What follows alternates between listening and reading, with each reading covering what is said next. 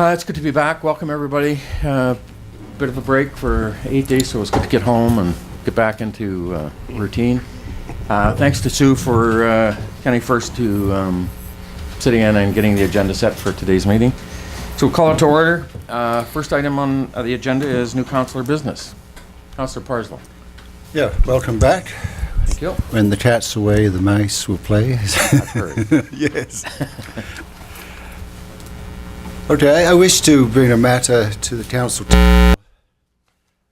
about a proposed frac sand storage and distribution operation in downtown Dawson Creek. Last Thursday, I was made aware of this possibility of this operation to be located between 8th and 15th Streets, adjacent to CN Rails. And you can see, when I was at the Greyhound bus station this morning, a lot of disturbance to land in the area, so it's readily visible to the community, and people are asking questions.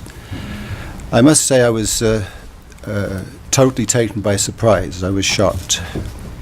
I conducted some research, both on the web and talking to some people in other communities where there's frac sand operations, and I've had several people talk to me, and I have talked to a number of people.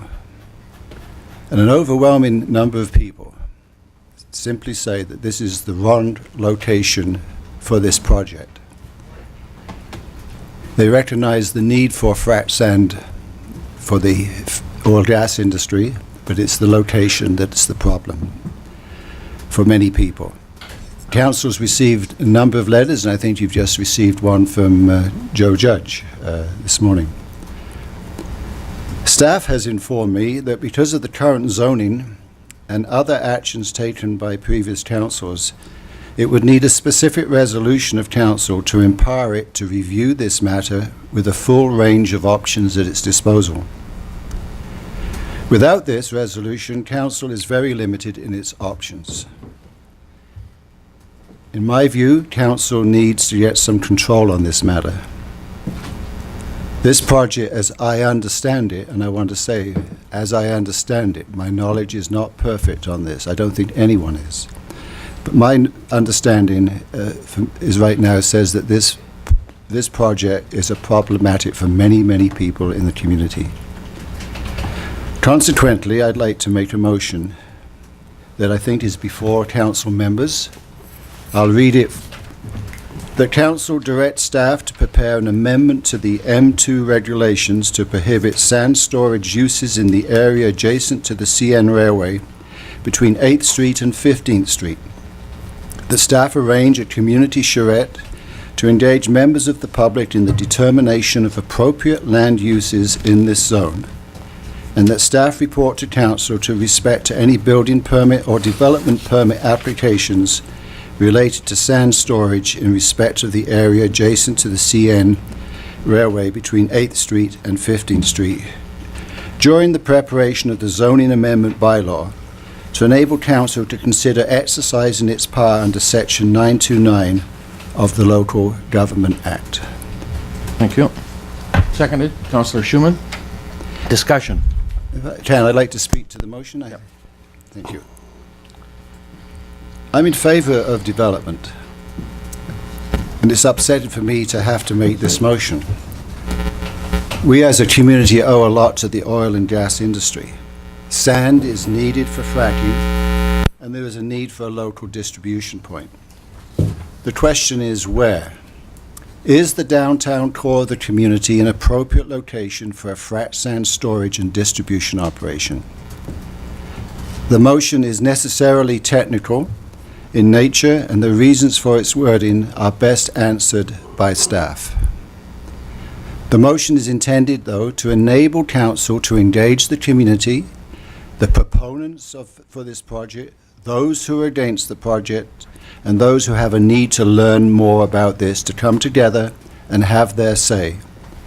It will give council an opportunity to make a fact-based decision about this potential project.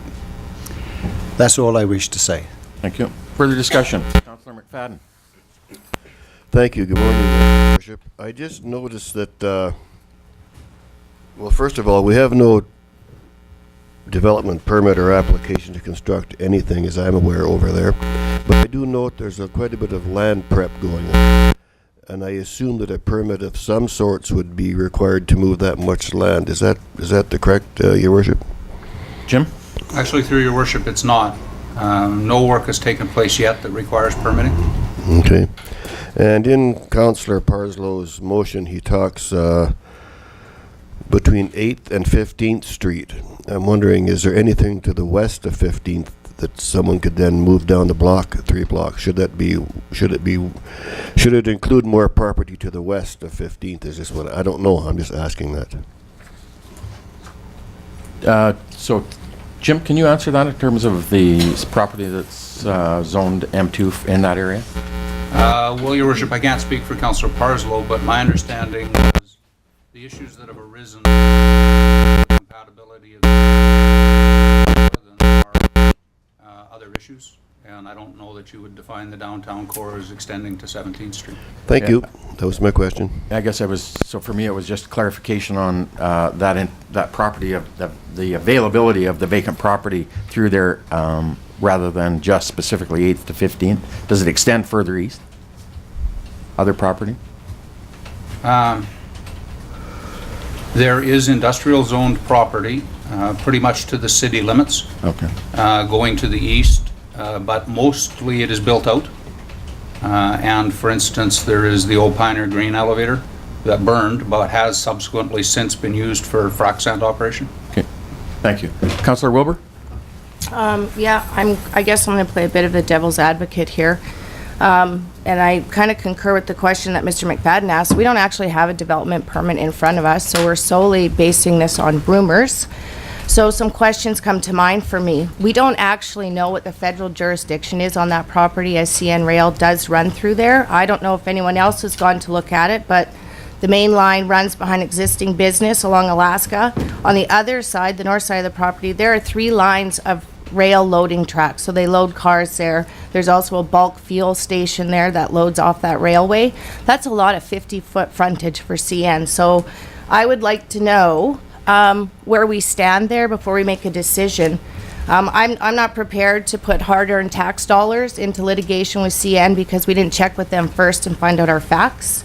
I'm not saying that's the right place for any type of storage facility, but I'm saying we better have our T's crossed and our I's dotted. And, you know, it's an industrial area. There are freight companies, there's electrical companies, concrete companies, recycling depot, wholesale grocers, welders, all along that corridor. So cities and communities are built around railroads. That's what happened here, and we've built out from that. So I have concern, and I do have some questions. I got some more that I want to put in, but there is a housing facility at the end of that property, and I couldn't recall, but I'd like to know, was that rezoned to put that facility there and it was industrial first? Because if it was, then we've put a residential development within an industrial park. And the other thing that comes to mind is, you know, I'm not prepared to start the conversation that based on rumor, your business isn't welcome here. And I'm just not prepared to have that conversation. I think there's a process and we need to follow that. And I would strongly suggest, Your Worship, that you contact CN and meet with them and have that conversation. And so we know where we stand. And really, if this motion is just being put forward solely to prevent a potential business owner from applying to the city for a development permit and affecting their livelihood, I am not going to support it. That is the wrong message, and I am not going to say to business, you're not welcome here. And I think that's what we're doing. I'm not saying that is the right place, but obviously, whoever is developing that property, whatever deal has been made with CN, they've looked at other areas that have railroad access, and obviously that's the one that worked. And I do think we need to have a conversation, but I think it needs to be the right one. And, you know, if my fellow council members want to run the course of getting, bit in the arse by making a decision and then us getting sued afterwards, so be it. But I am not doing that with taxpayers' dollars. Thank you. So, Councillor Wilbur, there was 2 or 3, I'm going to assume questions in there. Yep. So the first one in regards to the federal jurisdiction with CN, in terms of the applicability of that impact. Jim, can you answer that? Or is that Through too your broad? worship, there may be specific conditions here. We understand, but have no confirmation that the land has actually changed hands. If the land is in private hands, no longer owned by CN, the city zonings apply to it, basically. Only lands owned by CN are exempt from municipal jurisdiction. But the bulk of the health and safety regulations will be federal, as they are for grain handling, as they are for the other frac sand operation in the M2 zone. Thank you. And so there are those situation-specific details that Councillor Wilbur is correct. You can't actually work through those until you have the details of a proposal. Yeah. Thank you. There was another question there in regards to the residential development that took place to the east. Did that zoning change? Yes, it did, Your Worship. The zoning was, previously was M2 basically all the way to 8th Street except for pockets of commercial. Council looked at that, and not this council, but near the end of the term of the previous council, rezoned the easterlymost area around Core Lane and out to 8th Street for multiple residential. Thank you. Was that the... Those are my questions. Thank you very Thank much. you. Councillor Malkinson. Good morning, Your Worship. Good morning. There's a great number of things that come to mind right now, considering this, I suppose, not proposed development yet, but the development, the story of development as we've all heard it. I think that the resolution that Councillor Parslow has proposed is about having all the possible tools available. I think that allowing this process continue to where we get the development permit, it would severely limit the response that we'd be able to. I remember years ago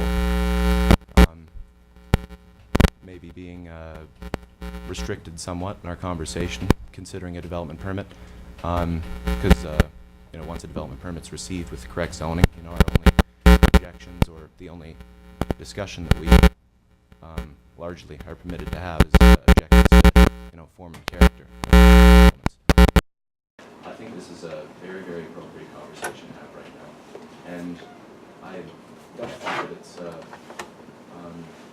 so rightly headed. This is all based on rumor. It seems a little more out in the open than that. And given all that, I think there are a number of concerns with that proposed development that, well, not proposed, but with that development that that caused me, great discomfort. This community may have been built on the railroad or around a railroad in the 1930s, but it's grown quite a bit and changed quite a bit since then. We may have had elevators along the avenue years ago, but it's things have changed quite a bit. So I think that we have a responsibility to make sure that we have a livable community. Yes, I am in favor of development. Yes, it's there are some great balancing efforts, and conflicting interests that we have to sort through. And I think this one is quite clear, Your Worship, that we need to maybe take a step back, analyze what we all have, what we have available to us, and ask ourselves if this is something that we want to see in our community, because this is this is the best time to do it. Thank you. Best time in the process. Thank you. Councillor Wilbur? I'm just wondering how we define that we know that this is what's happening in our community in that area. Who's told us that? So I'm going to refer that to administration, and I think that has come from the proponents through to administration. Okay. And so I I'm would going just to, like pass that to you. Actually, administration has very few of the details, but I should just point out the proponents are doing nothing wrong. Proponents are offering to bring you an investment opportunity and jobs in an appropriately zoned area. They're quite proud of their proposal. They've certainly been talking about it in the community, and the first time we became aware of it was when it was an issue at a Chamber of Commerce meeting, and I assume that was a result of conversations within the business community. Thank you. Thank you. Councillor Parslow? Yeah, I respect Councillor Wilbur's comments to a degree, but there's the one thing that I think is important for Councillor Wilbur to understand, and maybe she just doesn't want to, in a sense, but perhaps all I'm trying to do here is to give back power to council, to make a determination based upon facts. We have to act, I've been told, and legal counsel has advised, we have to take action before we receive a development permit application. Time is critical to this. And in my initial spiel, I said that questions about the technical nature of the motion are better answered by staff. I understand it, but I think, if I may, I ask staff to add to what I've said about the timeliness of this motion, if I may. Thank you. So, Your Worship, as I have stated, the zoning is correct at the moment for this, for a proposed frac sand operation. We recently had a frac sand operation permitted and development permitted in the area to the west of 21st Street, just to the south of Imperial Access. Went through the full process, got a development permit. It is currently permitted in the area where the land is disturbed. So to the extent that that land was disturbed by a proponent who intends to put a frac sand facility in, that's all lawful. Your development permit is about, well, the term is form and character, but it's about issues like how the property will be lit, how access will be granted to and from it. It can't be used to prohibit a use, so it would be used to color the development, but can't be used to prevent the development. Yeah. So if council has a desire, and I have no idea whether you do or not, if you have a desire to prevent the development, you need to take action prior to the receipt of an official application. Otherwise, that application is officially non-conforming. It can go through under the old regs, and anything you do would apply to the next person. Thank you. Right. Further discussion? Sorry. So for me, obviously the first year of sitting in this chair has been an amazing opportunity, right? In terms of being able to develop the opportunities for your community. And I look at it from two perspectives. One, and the mantra for me has always been quality of life, right? What a great quality of life our community offers. And the other one is, you hear the folklore of how the city has chased away business in the past and discouraged it. We're not open for business. And so for me, this dilemma, this clash of the worlds in terms of how I got this over the last probably 3 days, from Thursday in Disneyland, riding the California Screamer. No, I'm kidding.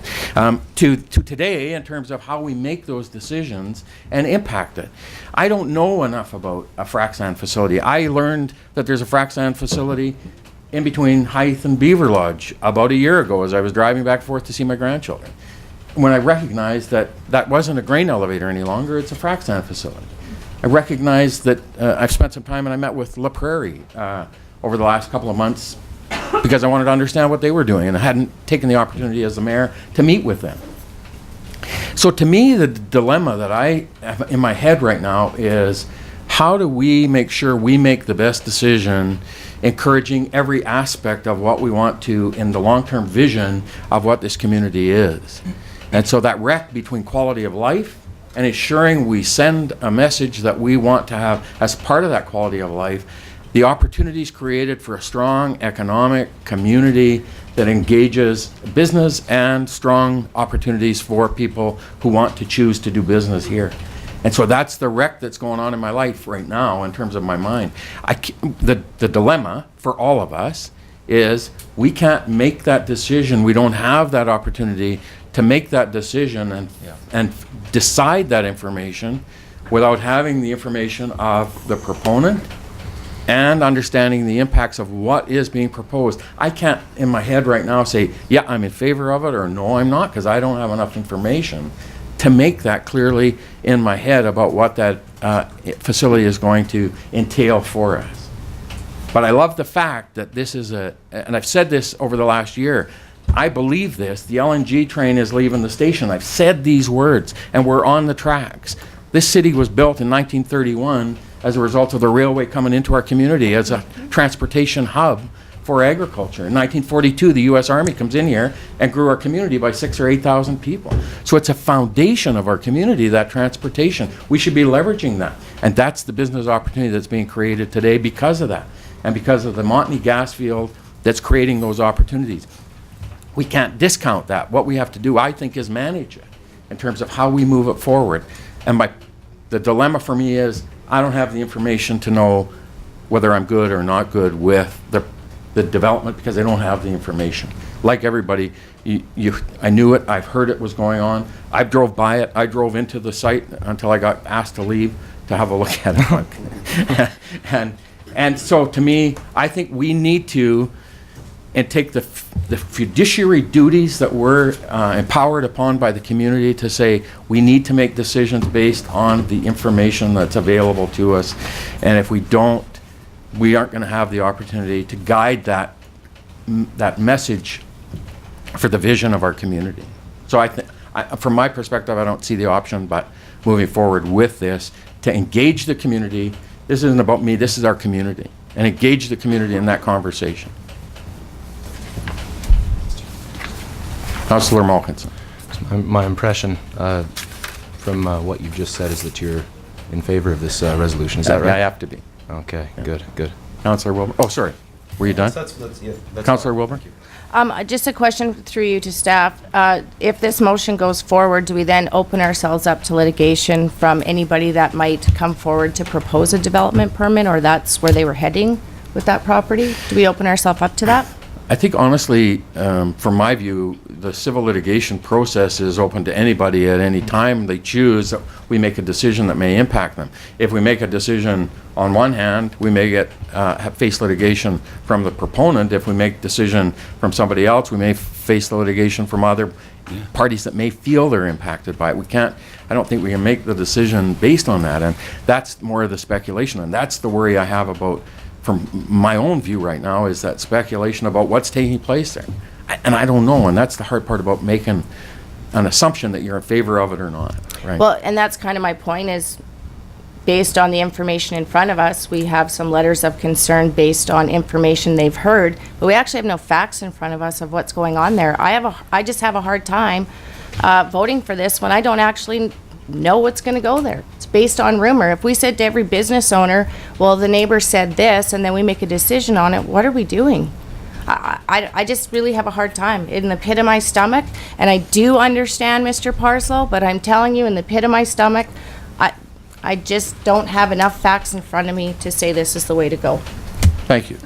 Your Worship, Councillor Malkinson. I asked Councillor Schumann to distance herself even from this development and maybe ask herself whether this is a... Councillor Schumann? Schumann? Oh, I'm so You mean- sorry. I'm so sorry. That's Shaylee Wilbur next to you there. Thank you, thank you. I do that all the I'll time. kick you later. Go ahead. She's only sat there 3 years. No, that's terrible, man. To distance herself from this development, ask herself, whether this is an acceptable use or a good mixture of between the balance that you mentioned in your speech, Dale. I don't see it as a good mix downtown, and it's not about the question is not that I'm trying to put in your mind is not about this development specifically, but is this generally something that we want to see? Because it's a conversation about zoning generally that we're going to embark on. Sheila? I Councillor Wilbur? actually clearly stated earlier I wasn't convinced that this was a proper land for any type of storage. I mean, we put residential at the end, we made that decision. But we do already have frac sand within city limits. We have built around an industrial park. It's an industrial park. It's there. It exists. There are streets of industrial use there. So, It's owned M2, but yeah. so it's there. We've built the residential around it, and we just did it by rezoning property to put apartment building facility there. So all I'm saying is that whole corridor is an industrial park. So I'm torn, and I'm I don't know. I don't have enough facts. Yeah, and Councillor Wilbur, I guess if I can answer that, to me, this isn't about this proponent or this proposal. It's about the public engagement is, if we received a proposal from a proponent, is that an acceptable use that we would like to see within that zoning in that area? And so that to me is the question, not in any way reflective of this proponent that may potentially come, because I don't know anything about it. But that's I think we have to view. Councillor Kenny. I agree with both Shelley and Charlotte. But I think that we have to use a little bit of precaution as well. But as far as, the only way I'm basing my decision is what Jim said in regards to that if they put a development permit in now, that there's nothing that we can do if it is a real big problem. But since there is no development permit in there right now, I would suggest that we go visit a site similar to what they're proposing and see what it's all about. I can't make a decision on anything because I don't know what a frac sand facility entails. The concerns that I've heard through rumor are more the quality of air and dust particles that would be floating into the downtown core due to the prevailing winds. But we don't even have that. We don't have anything. So seeing as how there isn't a development permit in place right now, that we should quickly investigate and get on a bus and go and visit a frac sand facility and understand what it really is when there's that many. If there's a facility that is the same size and does the same things, and see what the results are of that, and then make a decision. Thank you. Councillor Parslow? It's funny that Councillor Kenny should say that, because some people in the oil and gas industry are taking me to look at the Chetwynd operation, and their advice is don't have this where it's proposed. We need it, but not in that location. So I'm going this week to Chetwynd. I have a tough time understanding why some members of council are having a difficult time empowering the council to act on behalf of the citizenry to engage in a fact-finding exercise. We have to have an open mind, but I don't think we should be, if we don't take action by supporting this motion, my understanding is we are somewhat trapped. And I wish to empower council on behalf of the community. That's the last word on this motion. Thank you. Councillor Schumann? I'm going to have the last word. Okay. For me, I said so. Not necessarily. Oh, well, maybe not necessarily. So I'm going to speak in favor of this resolution, and I believe that by voting in favor of this, we will be able to get on the bus and go have a look and check it out and engage the community, do all of those things. I'm not making a decision whether I like it or don't like it at this moment because I don't know anything about it. So I think this gives us the opportunity to learn about it and decide whether or not this is something for our community and engage our community. That's what we're here for. Thank you. So Jim, if you can... Something Councillor Schumann said there is extremely important. If the resolution passes, you are not saying that the ultimate outcome will be that there will be no frac sand facility in that location. You're saying that you're going to examine the possibility of preventing frac sand operations there, but you have to come to that process with an open mind. At the moment, just to reinforce, the proponent has done nothing wrong. Council has invited this proposal. You've invited it with your zoning, you've invited it with your very broad definitions for what's enabled in an M2 zone. These folks have responded to what has previously been expressed as your will. If you pass the resolution, you're going to go through a process to find out if that invitation still stands. And so I want to just clarify, in terms of the process, is a time locked time frame that we have in which to undertake this? You can frankly take as long as you wish to Okay. examine this, but the law says the proponent can bring an application forward under the existing zoning and definitions. You can hold it in abeyance for up to 90 days while you consider this, and if you haven't reached the conclusion of your deliberations within 90 days of receiving that application, the application can go ahead. And then your deliberations will only apply to subsequent proposals. So this starts a clock running for you to come to those conclusions. Thank you. So is there clarity for everybody? Sorry. Are you ready for the question? All in favor? Opposed? It's carried. Thank you. Didn't vote at all. Thank you very much.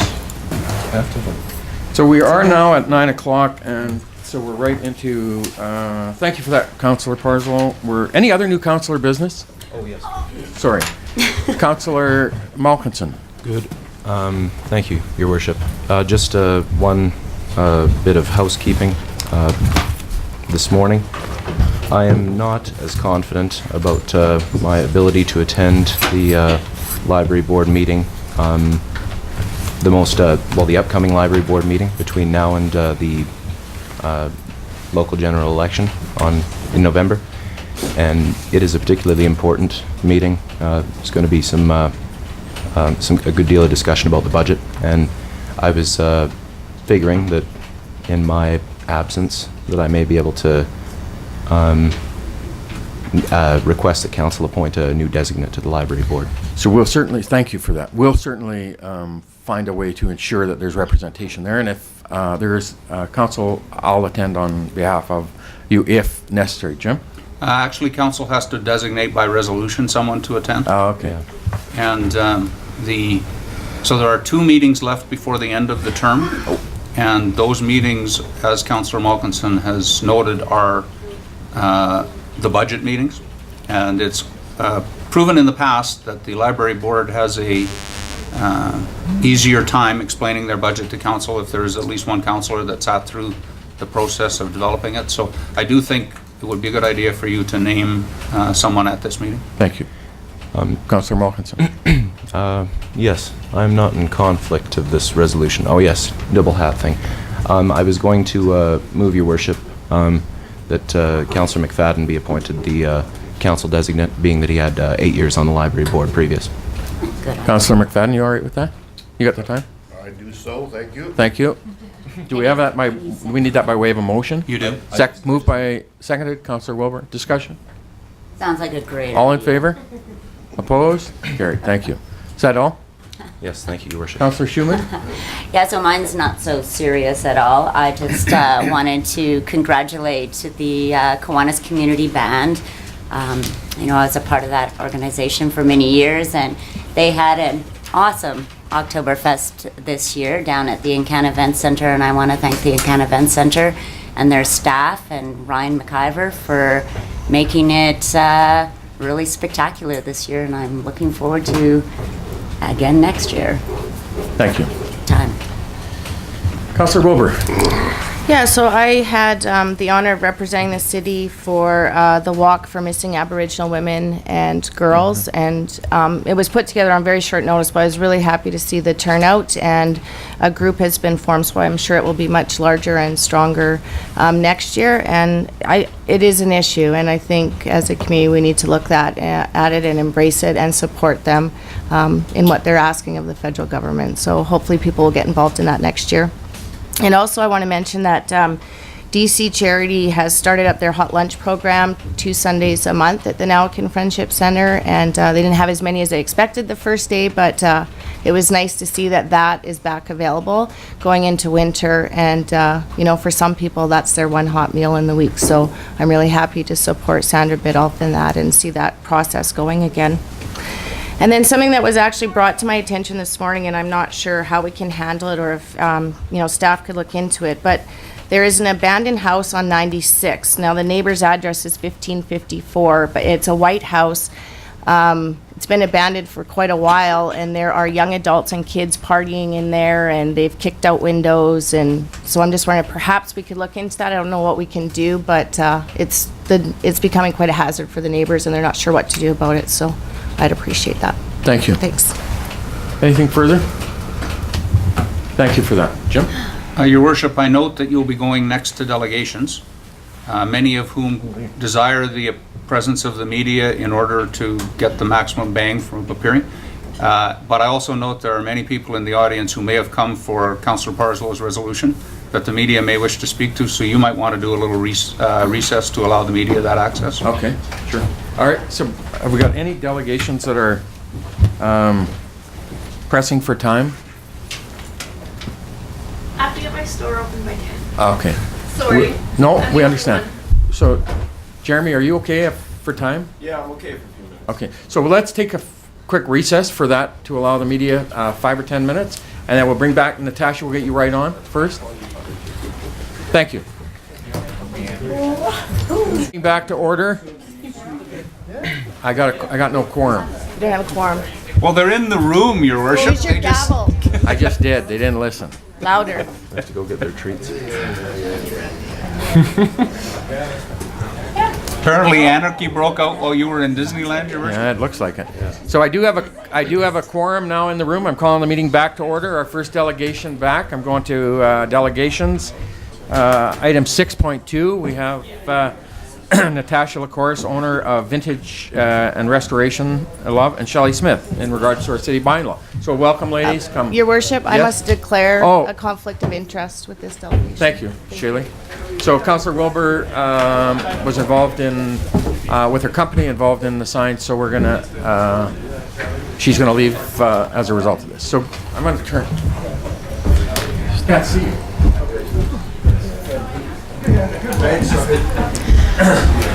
So this morning I'm addressing council and I don't want to come across as whiny or that I'm complaining in regards to my sign, but I feel like I have some issues that should be addressed with my signage downstairs. I have a business downtown Dawson Creek. It's called Vintage and Restoration Love.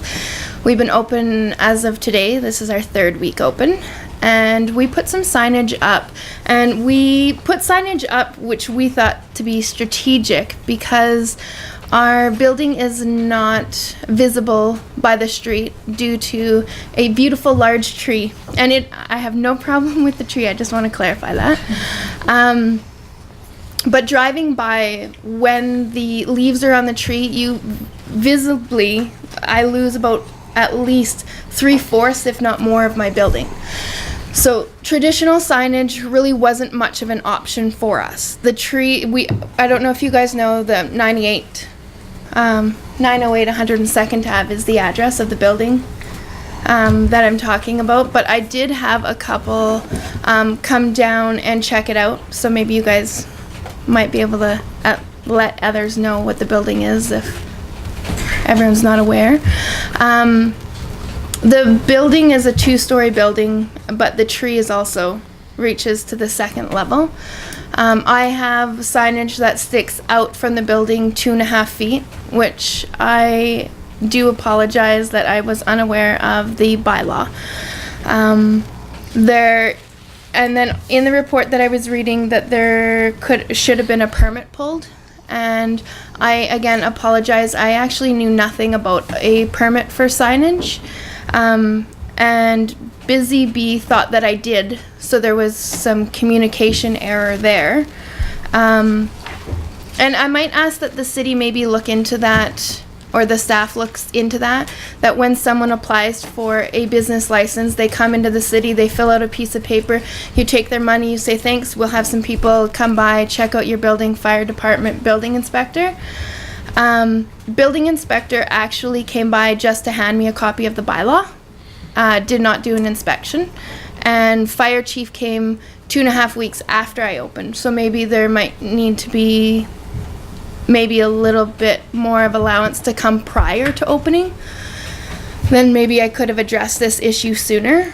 And if maybe there's a permit that needs to happen with a sign, I would ask maybe that the city maybe put that on the bottom of the sheet when they fill out that, hey, you're a business, you're going to need signage. That's what usually happens, that maybe then they're made aware of a permit that needs to be pulled, because that might have helped in my situation. But I'm asking the city to give maybe a variance for my business I did do some driving around to see other businesses downtown. And to see maybe different things like the pots that stick out. There's actually probably about a half a dozen businesses in the downtown core that do have flower pots. And I went out and actually measured them. And there's 2 flower pots downtown that stick out 4 feet from the building. Also, there's a few that stick out 3 feet and 2 feet.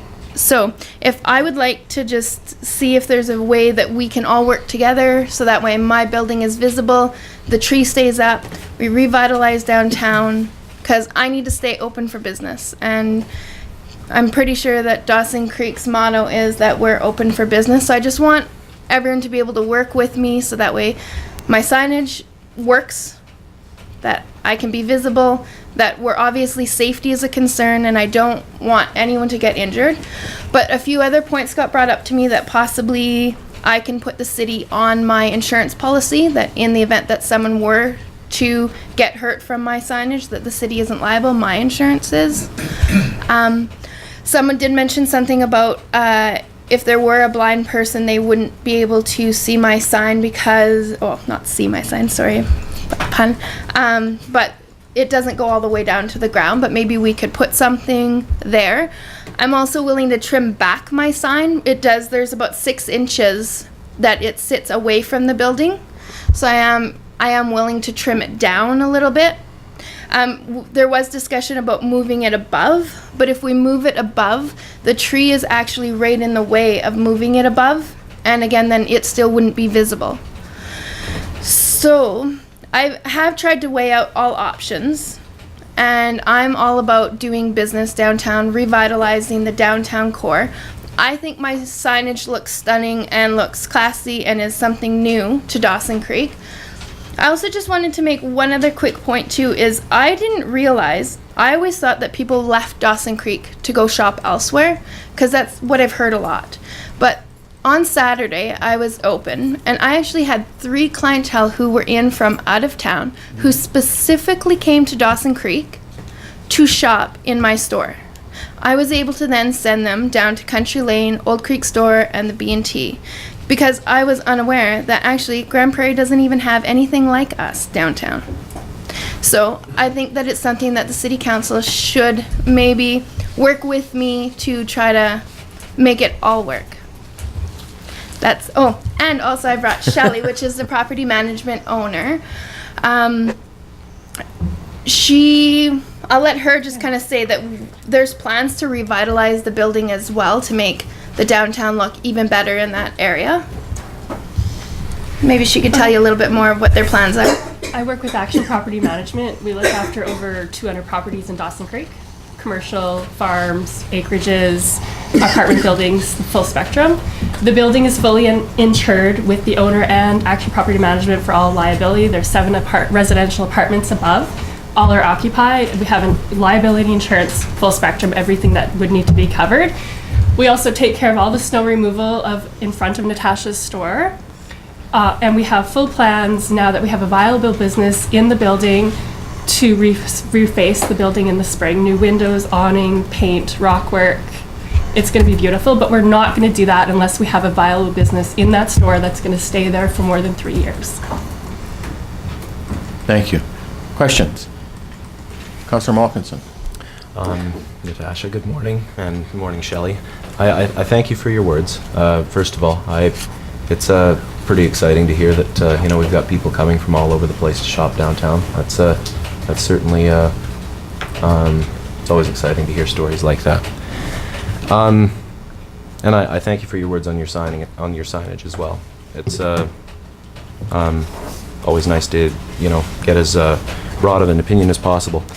I don't disagree that your signs look good and that they look they're visually appealing, but I think that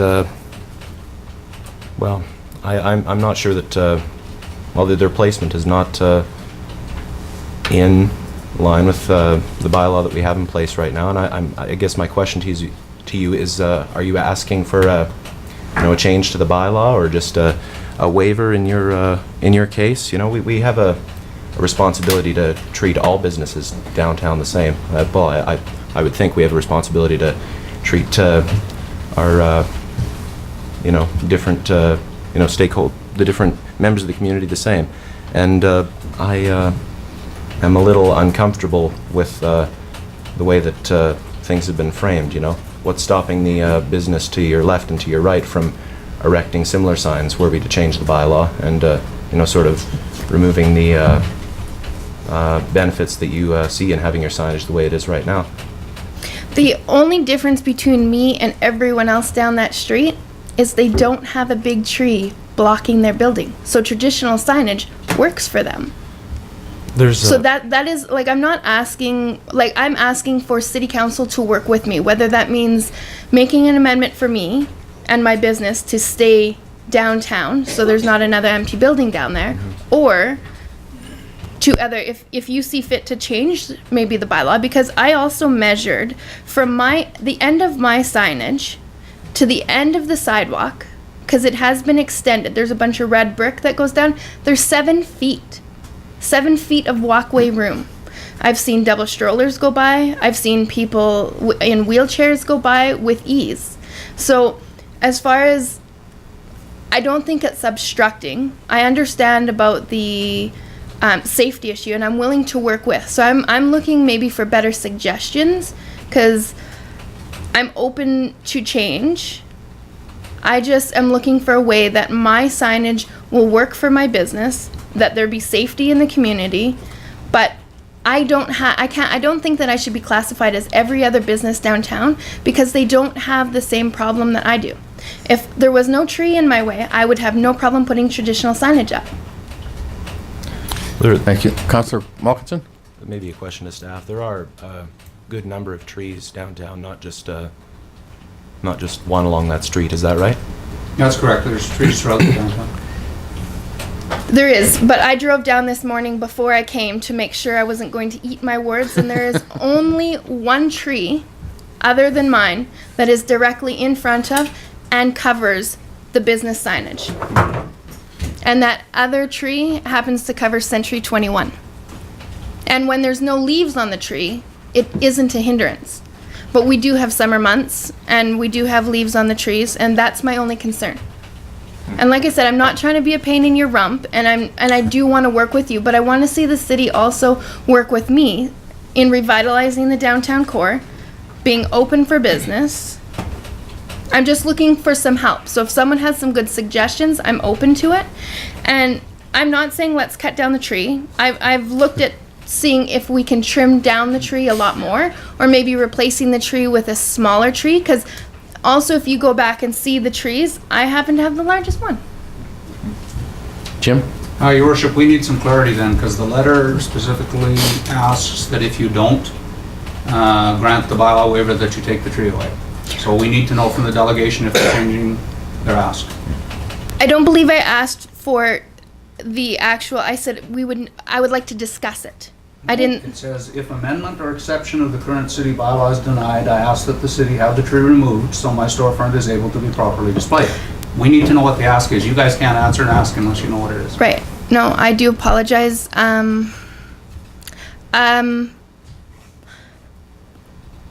I agree. My original letter that I wrote, I had someone else vamp it to make sure the grammar was correct and that it sounded good for council, so I do apologize on that.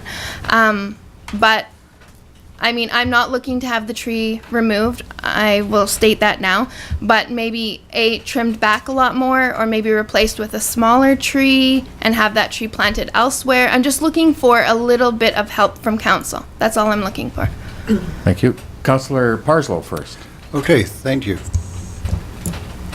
Well, I love your sign, Natasha, for sure, and I appreciate your passion and what you're trying to do.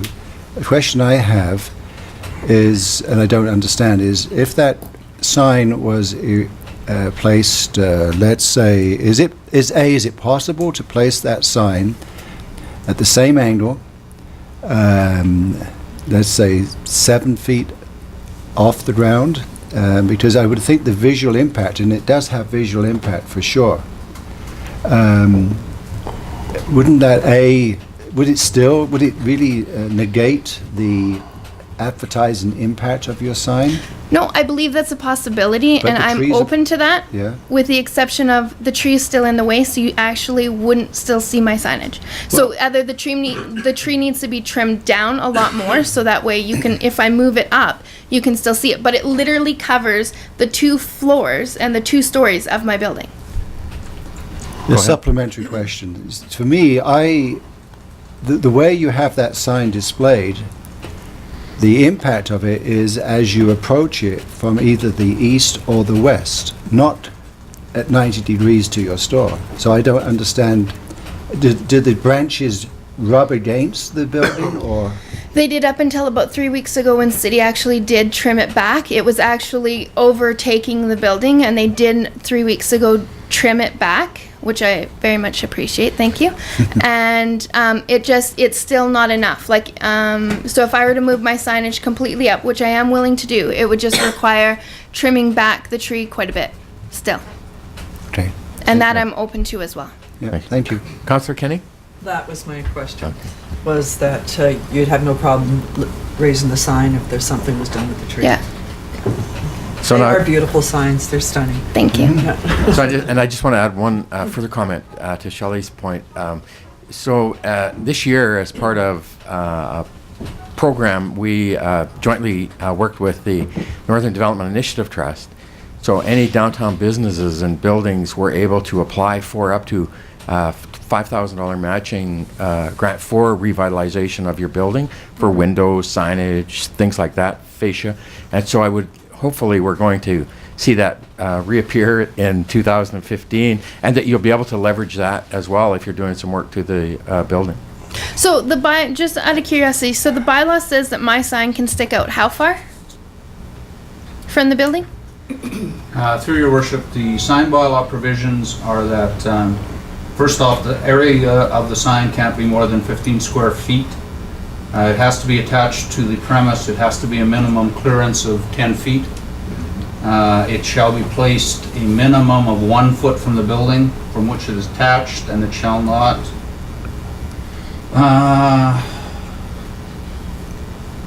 the minimum projection of a projecting sign from an exterior wall or a building shall not exceed 10 meters and shall not to project within 2 feet horizontally from curb line.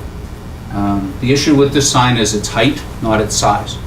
It's not providing the 10 feet of clearance that the bylaw requires. And it wouldn't if you moved it to 7 feet, as Councillor Parslow suggests. It would still be non-compliant with the bylaw. Thank you.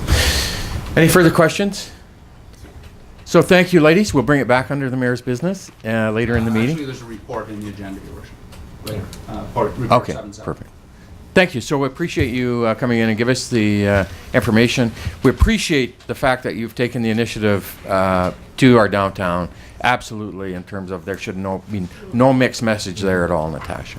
So, will there be something done about this permit being attached or somehow informed to other business owners? Because I have a lot of friends who own businesses also in the downtown core, and I asked them in regards to permit, and they all said they knew nothing about a permit, and a permit was not pulled for their signage. That's absolutely incorrect, Your Worship. There are sign permits for virtually every property in the downtown.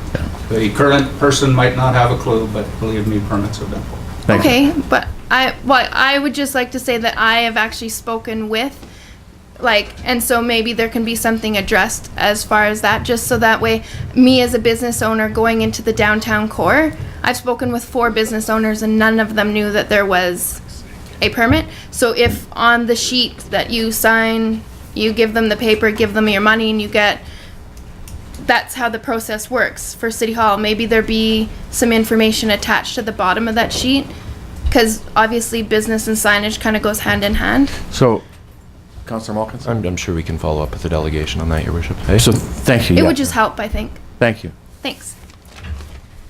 Thank you for coming in. Next up, we have Jeremy Earl, the president of the Dawson Creek Chamber of Commerce, in attendance regarding the proclamation for Small Business Week. Good morning, Jeremy. Good morning, Your Worship. Come on up. Great job. What? No hugs? Oh, yeah. Non-discriminatory. Start your day. Yeah, start my week. Whereas, in conjunction with National Small Business Week, October 21st to 25th, 2014, the Dawson Creek and District Chamber of Commerce will be celebrating local small business and entrepreneurship development. And whereas Small Business Week is an opportunity to pay tribute to the entrepreneurs who drive the Canadian economy and use their energy to expand Canada's business sector. It is also an opportunity for the Dawson Creek and District Chamber of Commerce to celebrate their accomplishment and raise their profile. And whereas Small Business Week serves as an opportunity to inform the public on how the Dawson Creek and District Chamber of Commerce plays a key role in developing small business in Dawson Creek, now therefore I do hereby proclaim and recognize the week of October 21st to 25th, 2014 as Small Business Week in Dawson Creek.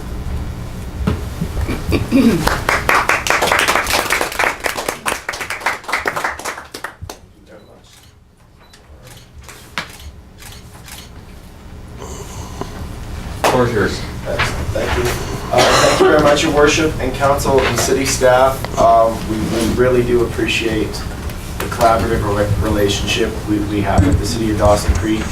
And I know, you know, that collaboration is never more important than when we are focusing on how we can grow and help the small businesses here prosper. So thank you once again for providing us with a platform to help do that from. I just emphasize we have the great pleasure and honor once again hosting an all candidates forum for the upcoming municipal election on the 28th of October at the newly minted Calvin Kirk Center for the Arts. And yeah, shop local, go downtown. It is in the process of being revitalized. See what great new products and services our businesses here have to offer. And you know, you get in what you, or you get out what you put in. So the more you engage, the more you'll get back from your local small businesses.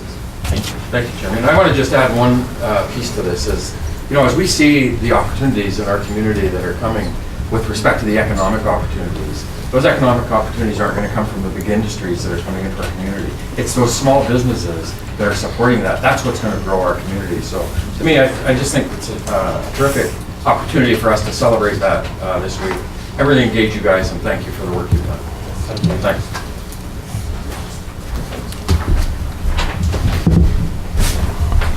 Next delegation, we have 6-3. We have Jenny Snyder and Michael Dion, and from the Dawson Creek and District Library, Dawson Creek Library in attendance regarding the use of our city logo. Good morning. Good morning. Morning. You guys. Oh, and Fred's here with you. Yes. Lovely. Like a dirty shirt. I just advise council to be very careful. Now that Fred's here, I've seen the tricks he can play. Well, we made it through the front door.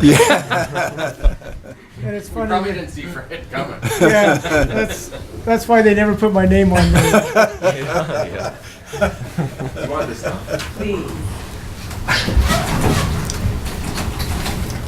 But it's a reputation I rightly deserve. Oh, absolutely, yes. Yeah. You're the best. Yeah.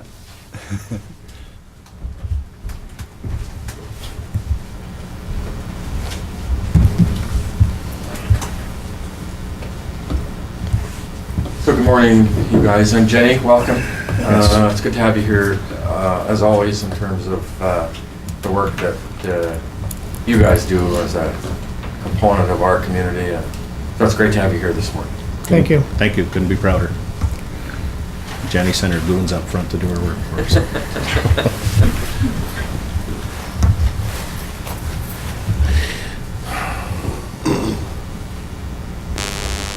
Floor is yours, guys. All right. Pretty self-explanatory.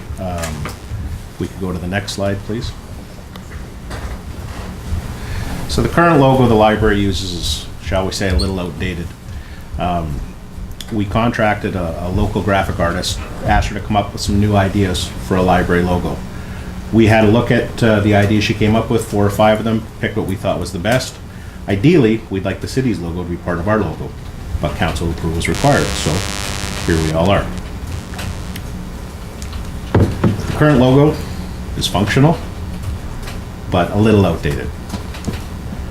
So we're here seeking council approval to incorporate the City of Dawson Creek's logo as part of the library's new logo. That's it. Pretty fancy. Like it.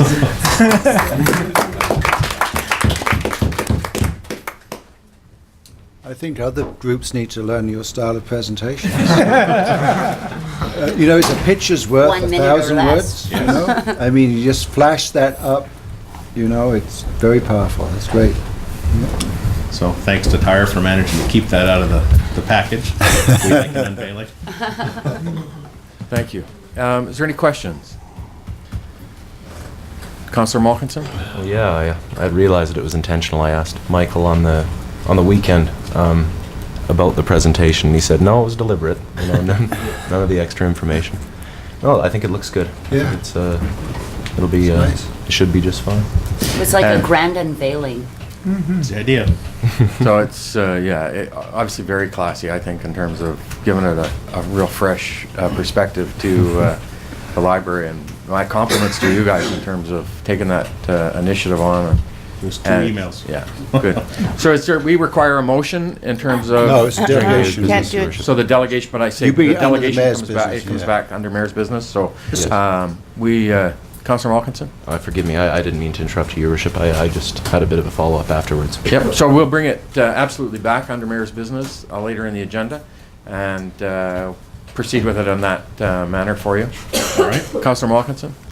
In a past life as a library board representative, I would be very interested to know what the status of the current fundraising effort for the bookshelves in the library, how that's going right now. Well, I can answer that question. It's actually going very well. We're very pleased with the response we're getting from the local businesses on our quest for fundraising for new shelving. We targeted about $200,000 for new shelving, and we came up with a plan of how we were going to approach the businesses. And to date, we have about 10 shelves that have been earmarked for that different businesses have sponsored, so that's $3,500 a shelf. And yeah, we're hoping that by the end of December, we'll have probably 3/4 of that money raised. Fantastic, good job. Thank you. Any further questions? Councillor Parslow? Not a question, but I'm still getting over the stunning impact of that image. It seems that you may have started something, because it seems to me all those other things that are parts, they have the separate board, but I'm sort of thinking it'd be a nice feature of maybe other organizations, when appropriate, incorporate the city logo, because it's all part of marketing, and it shows the linkage between the city and, in this case, your board. There's other groups where there's linkages as well, so I think it's a nice marketing consideration to think about. That was our idea. Yeah. Thank you. Thank So, anything further?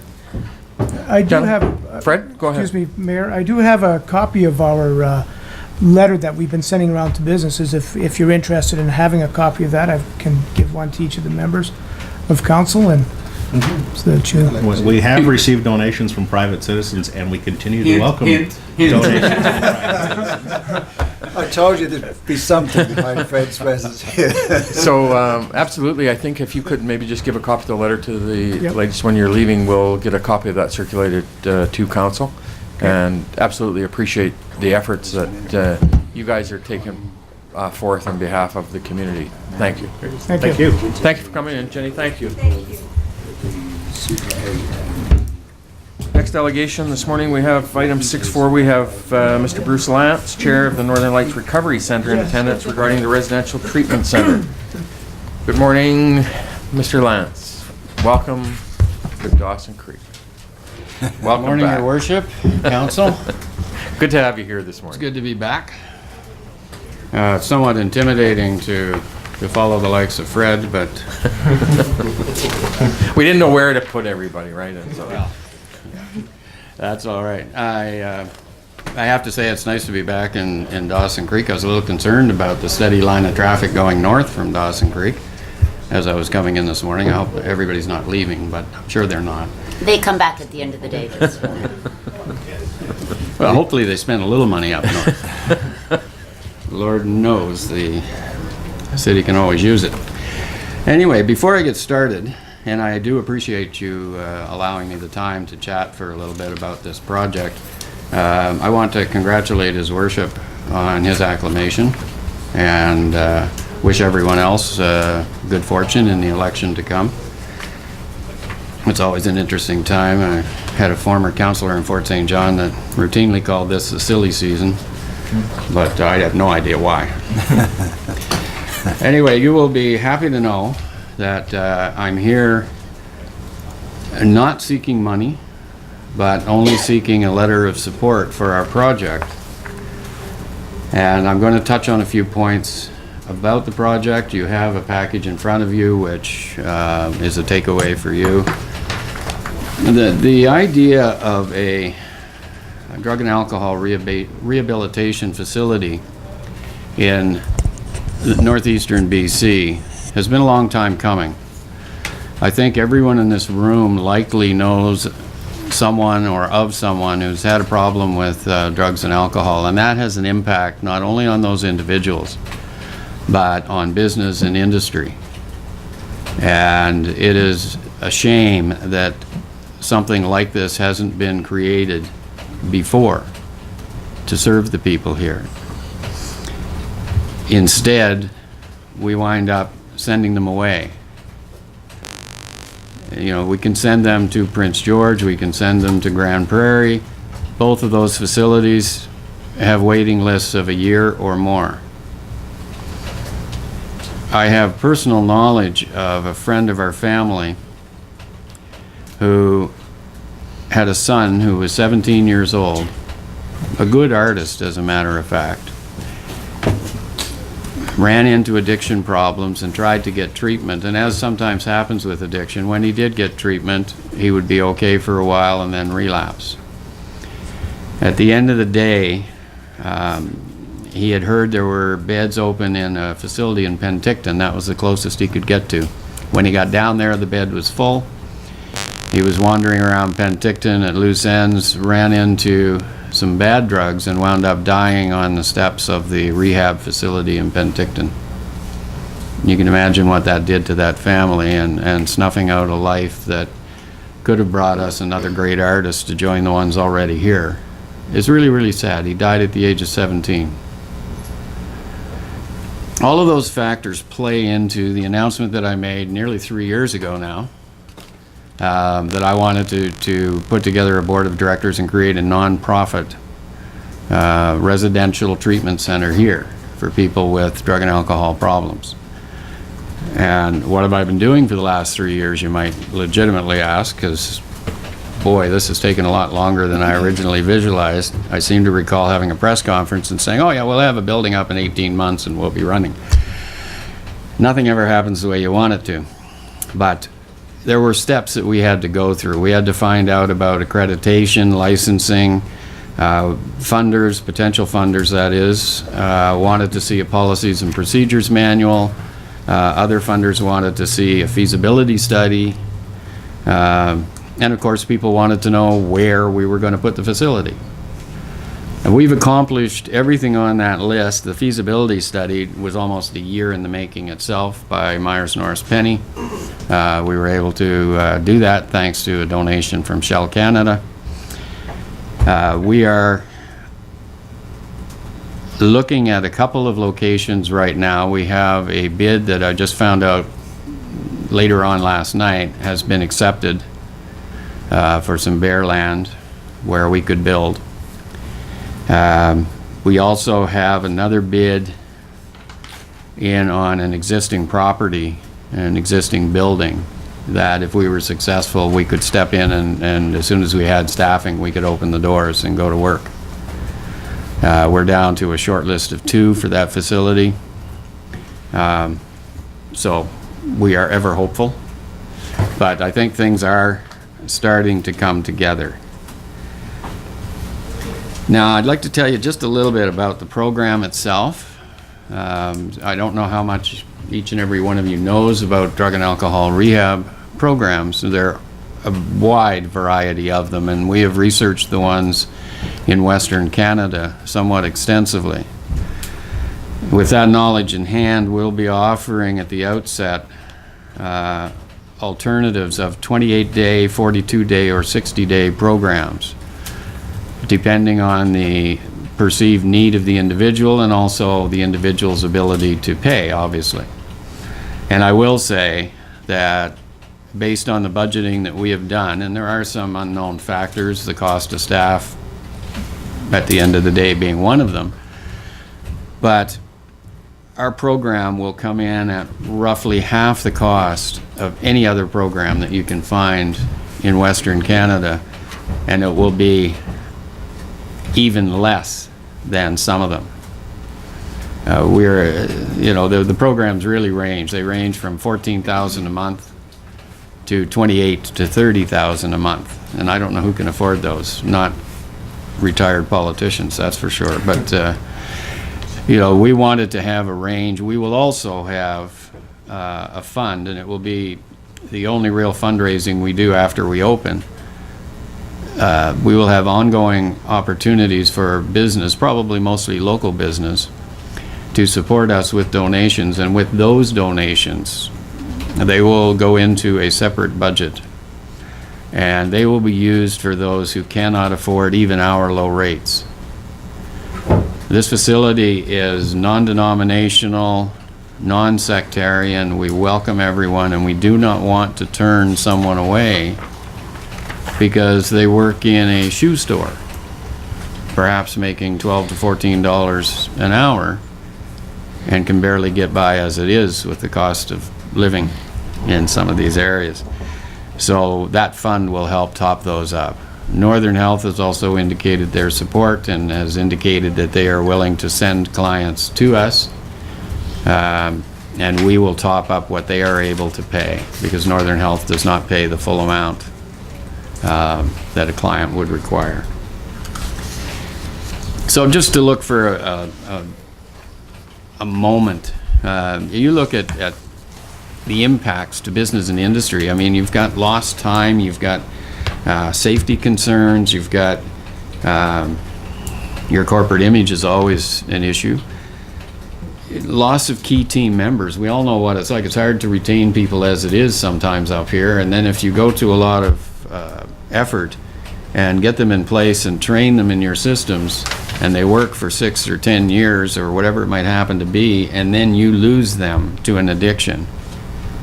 You've lost all that training time. You have to bring somebody else in and perhaps train them up again on your systems, which has another cost attached to it. And the list just goes on and on.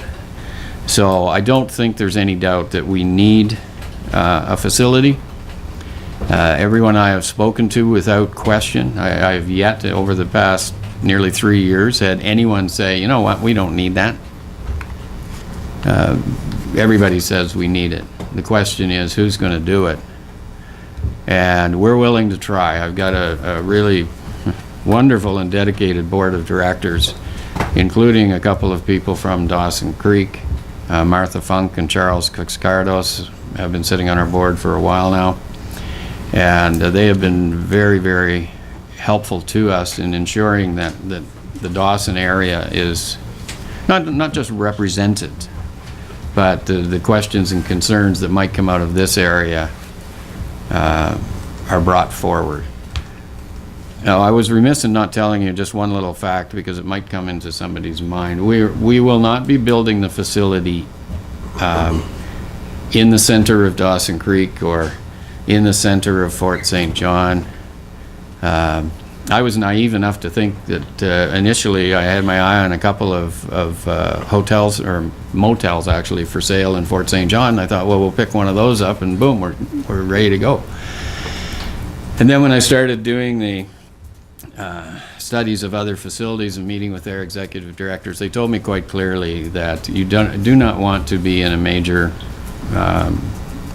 area too close to temptation, but also in a facility that you can't really focus. You've got too many distractions.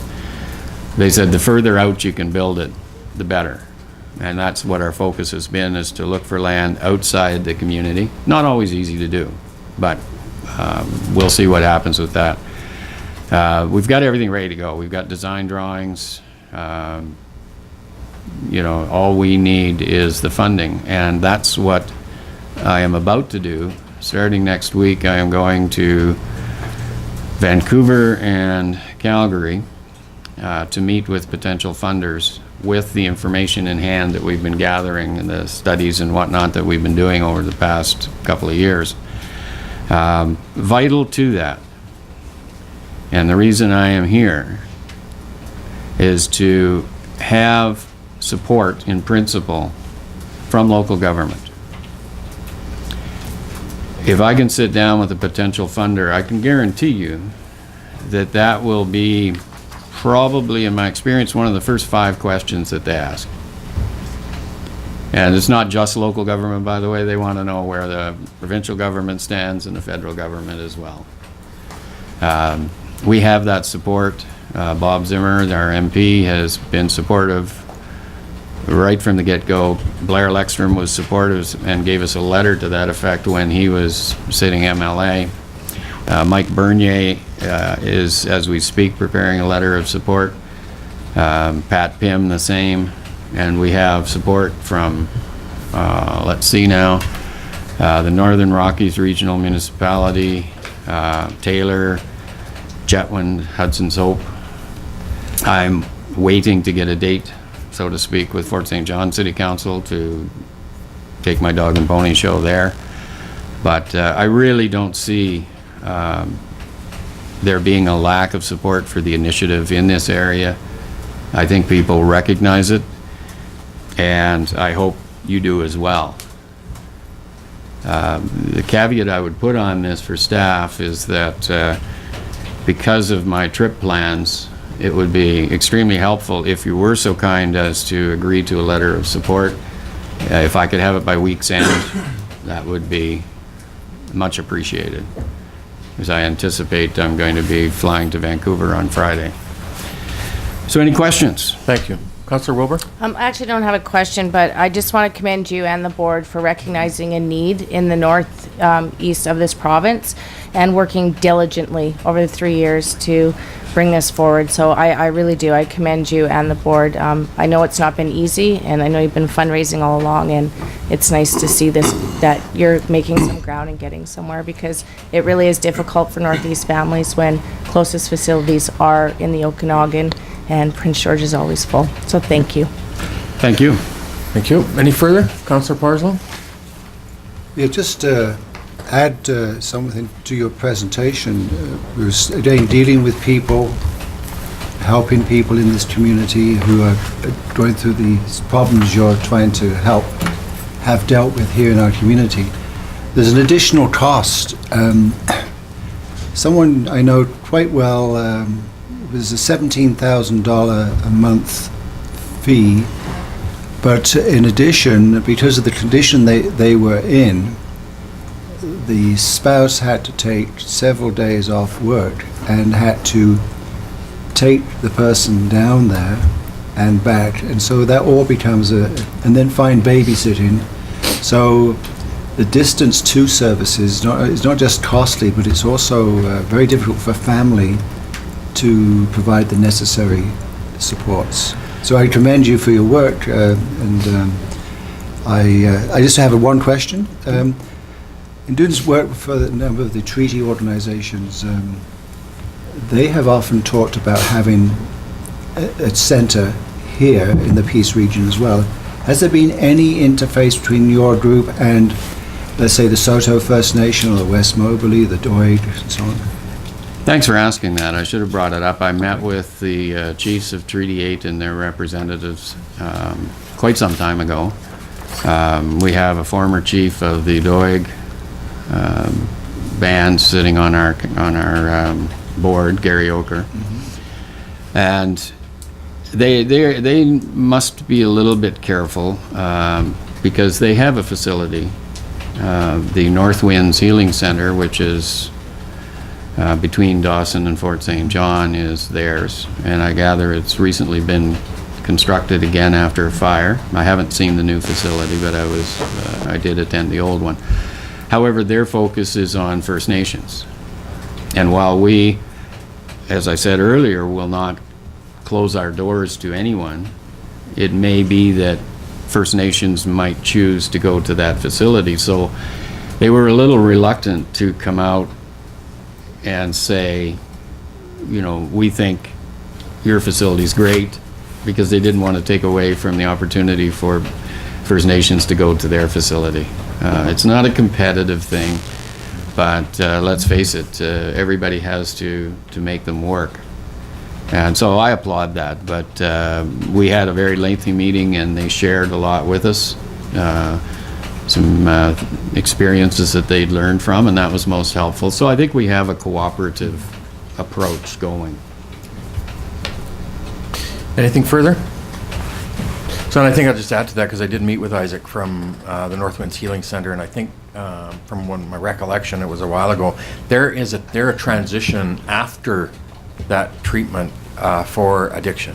They're the transition facility. They don't deal with, I don't think, that specific treatment. They're a transition after the treatment process to get, and they are a First Nation. So anyway, that's a that could be. That wasn't the way they were before the fire, but they may have made some changes. They may develop a new business model going forward. So I'm not saying you're not right, Your Worship, but because I would never do that. But yeah, who knows? But the other thing that just one last thing I want to mention, more for information than trying to sell you on a support letter. I neglected to mention our aftercare program, but what Charlie was talking about reminded me. We have basically stolen the best ideas from as far across Canada as we can get the information on aftercare, because it is well established that these programs don't work unless there's follow-up. You can send somebody through a program, whether it's 28 or 60 days, and they can come out all full of vim and vigor and determined to change their life. But as they get back into old habits and old patterns, relapse is a definite possibility. So what we are hoping to have is an aftercare program that will involve spouses and as many family members as possible. There will be access through our website for people who don't wish more than that, but there will also be the opportunity for people to come back for what we like to call tune-up weekends. I know there's a name for it that sounds better than that the counseling staff will probably come up with. But anyway, aftercare is important, and we're determined not to just close the door behind somebody as they leave and wash our hands of them. We want to stay connected and help them as they go down the road of recovery, because it doesn't ever end for them. Thank you. So thank you, Bruce. We appreciate you coming in this morning. We'll bring it back into the mayor's business at the later in the agenda. Great. Thank you. Nice to see you all. Thank you. Item 6.5, we have Mitch Collins, developer, builder, and property owner, in attendance regarding driveway allowances. Good morning. Morning. Welcome. Thank you. Sorry I'm behind. I don't know if I was supposed to be up early or not. I apologize. So I'm not here representing myself actually this morning. I'm here to represent all of the landowners that have currently purchased property on 18th Street here in Dawson Creek. And it's an area that we currently have a bunch of suite of duplexes under construction right now. And I understand there's going to be a bunch of changes imminent with the building bylaws in the city. And currently there has been some changes in how the driveways are being set up on properties, particularly in 18th Street. And some of the issues that we're running into right now are going to be that we've allocated gravel parking for the basement suites on these duplexes right now. And we're being told by the building departments that the gravel driveways need to be pulled out and sod needs to be placed in favor of the beautification of that street. And one of the issues that we're going to run into, I believe, if that occurs, which is imminent right now, and which we are conforming to with the builders that I'm working with, is that the basement suites that have been constructed are going to have no place to park, and we're going to see, in my opinion, very, very crowded street parking, and probably some big issues around snow clearing and that kind of thing in the wintertime. And so I was prompted by some of the owners to come and just present their some of their concerns today at the council meeting. So I don't know if anybody here has really taken a look at that particular street, but without some additional parking and consideration for the density that's on that street right now, I think we're going to run into a lot of issues going forward. And I just came today to ask that anybody before we make a decision on a variance or not on that street, that everybody took a little peek at it and looked at what the implications of not allowing a variance would create long term for the city there. Thank you. Any questions? Councillor Malkinson. Good morning. Thank morning. you very much Welcome. for your words. I'm just wondering, are you speaking about the development east of 18th Street or west of 18th Street? On both sides of that street. Yeah. I don't represent everybody on that street, but it's a common consideration because there's the same type of development on the whole street. Yeah. I was just trying to picture what you were saying in my mind, and I was wondering which side of the street it was on. That's fantastic. So right now, I mean, just so everybody's aware, they've some of the folks there have actually put in full concrete driveways along the whole lots, along the whole width of the lot, and now they're being asked to pull some of that out. And I do agree it doesn't look very nice, but with the kind of density that was built, without having that additional parking, they're going to have to park on the street, and every single lot on that whole development on that whole street was suite of duplexes. It's going to be, I'm from Fort St. John. We have the same issue on a street there, and it became one lane. You couldn't even think of plowing the street, let alone getting two vehicles driving down it. It's a really big issue. So I know some people are being asked to pull out their gravel right now, and it's fine. But I don't personally own anything there, so I'm more just trying to kind of be the common voice for everybody on that street. Thank you. Councillor Parslow?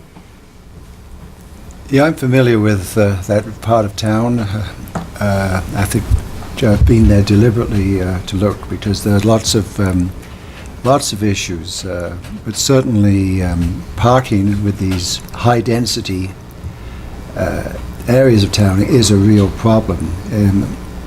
But I don't believe in. I turn to staff here for correction if I'm wrong, but the staff is only enforcing the current regulations. I think some things were built, were they not? When there's concrete in all of it, that is contrary to our requirements, isn't it? It's contrary to your current requirements, but Yeah. not your previous. And there's been one individual actually two individuals, but one company, who built in contravention to the new rules, asked for a waiver, you denied that. That was at your last council meeting. The enforcement action, if you want to call that, is only about the people who are constructing now under the new rules. Okay, thank you. So it's this whole question of densification and its spin-offs is something that council is working at, and there's some things in the agenda that will address that. But it is a bit of a mess for sure. Yeah, I agree with that. Thank you very much. It is a bit of an issue, and I know that last time I was in town, I took a good look around at a lot of the development just south of that current subdivision right now. And I think what's gone on to the north end is we've seen pretty consistently driveways that were the whole width around the city in a lot of newer developments. Been pretty consistent. So I think that it was a bit confusing for the current builders that are building right now, looking at the subdivision just south of 18th Street and how that was built out. Because I think there's, if you look at 17A Street and just south of where we're building right now, you're going to find an instance of at least 12 properties that have current fully, and they were built last year, I believe, maybe 2 years ago, but full concrete width on the entire driveways. And they are suite of duplexes as well. So it's, there is a lot of that type of development going on in the area. I'm not saying it's right, but I'm saying that's how it's kind of been unfolded in the last couple of years.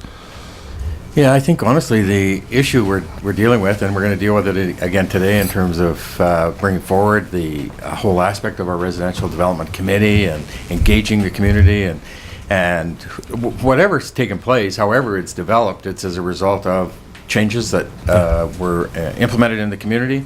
Developers, contractors, builders, people involved in it, built according to those bylaws that existed at the time.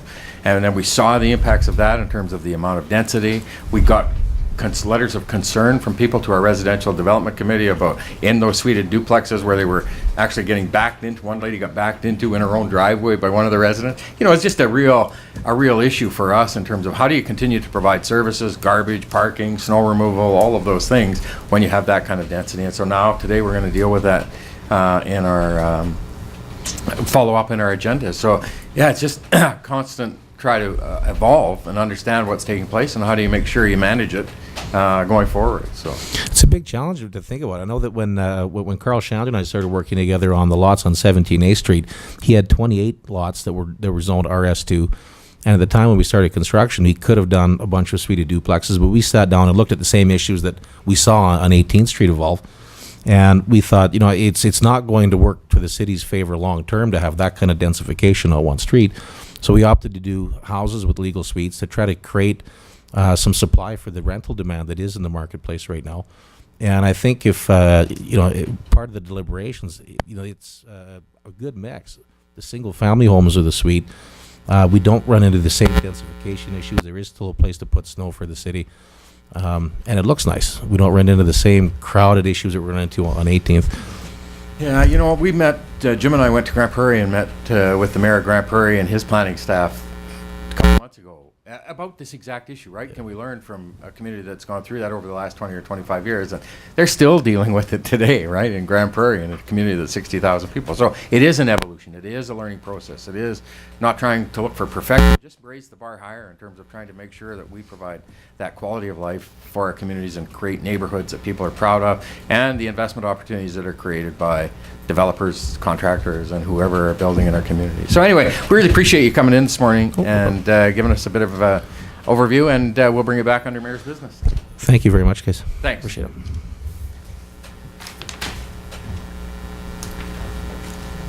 And I want to get to our last delegation before we have a quick break. And item 6.6, we have Joyce Lee, Tourism, Dawson Creek, Peter Nielsen, City of Dawson Creek Energy Manager, and Melanie Turcott from the City of Dawson Creek regarding BC Hydro's 2014 Candlelight Conservation Dinner.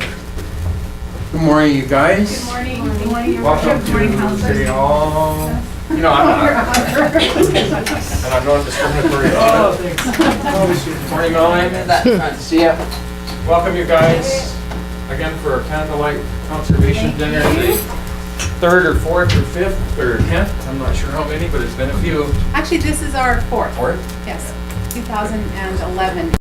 Started. My name is Joyce Lee. I'm with Tourism Dawson Creek. Melanie with Sustainable Dawson Creek is here, and this is Peter Nielsen. He is the manager, energy manager here.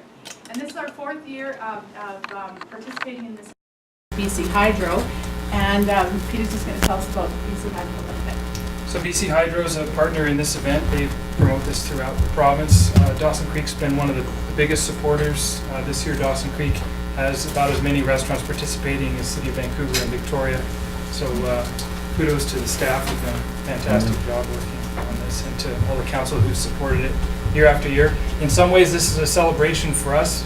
We've seen some incredible energy savings in the city in the last 2 years, and we've got a bunch of projects that are underway, many that have already wrapped up, such as the multiplex exterior LED lighting, new controls on the pumps at the pool.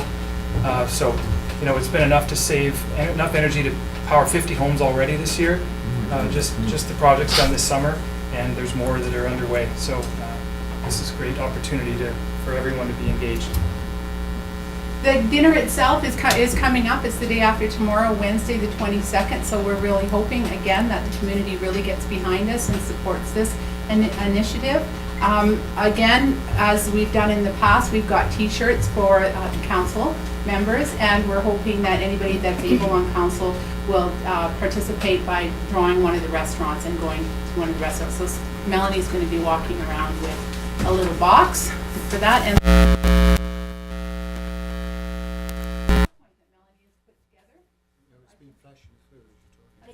so there's all kinds of pictures of the people the restaurants that have participated, and this was from last year. I'm having a hard time seeing. If the photos say person missing, the only reason that would happen is, thanks Charlie, is that the greeter's missing from the photos. Melanie just didn't quite make it there fast enough before the change. She was running around taking pictures of everybody. I was there. And there's our mayor at Lee's Family Restaurant.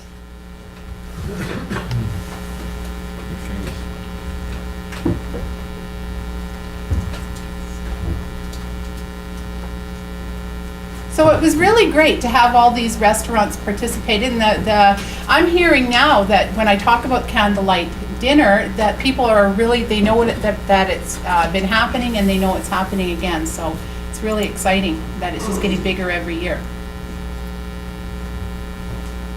We had an opportunity to, there's Councillor Wilbur with her granddaughter. We had an opportunity this year to be on the radio quite a few times, and a couple of our councillors were on there quite steady. That's called the Shaley and Schumann show. That was a segue just for you. You're welcome, Cheryl. And Anne Haycock from the Historical Society, she joined us as well as one of our greeters. And this is for the Power for People radio trivia shows that we've been participating in, planning for people. Last year, and again, we did it more spots this year. We actually even had a couple of the restaurant owners come join us live on the radio, which was great.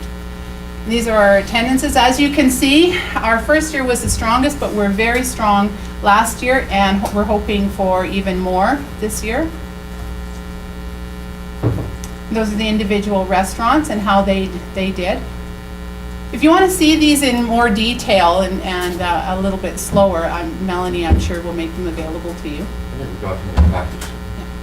So thanks, everyone. Melanie's going to go around and offer you a chance to participate as a greeter at one of the restaurants. And yeah, we're going to pass out t-shirts as well. So thank you very much for having us.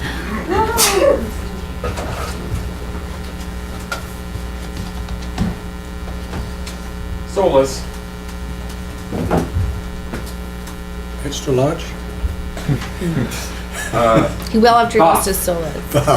We're also going to ask council. We're We're going to ask council to come up so that we can take a photo of everyone holding their t-shirt. So Joyce, outline the duties of the greeter. Take a shirt. Hi, nice to see you. Hello, welcome to our conservation candlelight dinner. I don't think so. All right, I'm going to Mr. Mike's. Mr. Mike's. But I'm still going to stop by Stewie's for a milkshake.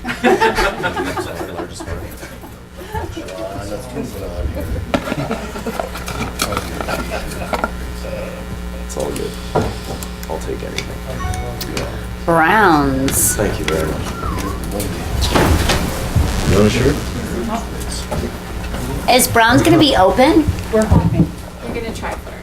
And what if they're not? We'll get you your TV drop. Why wouldn't they be open? Is there a small? There is a small. They were so nicely folded. I didn't get mine yet either, Terry. Relax. Yeah, thanks. Oh, thank you. What size is this? I think we've got a... Would you like to go somewhere else this year? Go large? We'll trade you after. No, that's fine. That's We've got fine. a bunch. I'll just, that's We need fine. t-shirts, Mel. Terry and I. I need an XL here, dude. Okay. Double X? So you want a picture? Yes, we certainly do. So what we'll do is we'll Extra. adjourn, take a 5-minute break, and then we'll get a picture. Thank you guys so much Anyone for... Thank you. Hope to see everybody else. effort. Thank Really you. Can you tell appreciate me to share, it, please? and it's always a fun night I need one. to get in there and go. What have you got? Thank you. So we'll take a 5-minute That's recess what and bio break, and then... Peter? But we've had I some was just- good discussions. I was just blowing right by minutes. Councillor McFadden, Councillor Wilbur, all three sets of our public consultation, public hearing, and regular meeting. Was there any errors or omissions in the minutes? Thank you. Motion to accept. All in favor? Opposed? Carried. Thank you. Any business arising out of the minutes? Correspondence. We have a memo from corporate administration regarding a special occasion permit. And we should ratify this with a formal motion. Councillor McFadden, seconded. Councillor Wilbur. This is a special occasion permit for the Oilmen's Association event that occurred on the weekend. Yeah. All those in favor? Opposed? Carried. Thank you. We have a letter from Stacy Barter, item 5.2.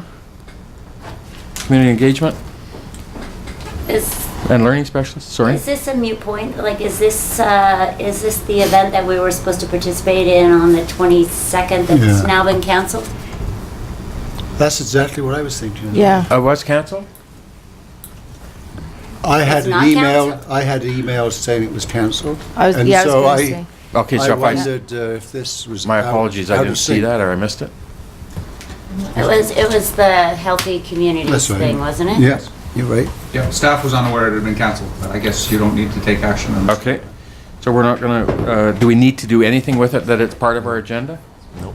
Just receive Just it? receive it, yes. Yeah. Motion to receive. Councillor Wilbur, Councillor Schumann. All in favor?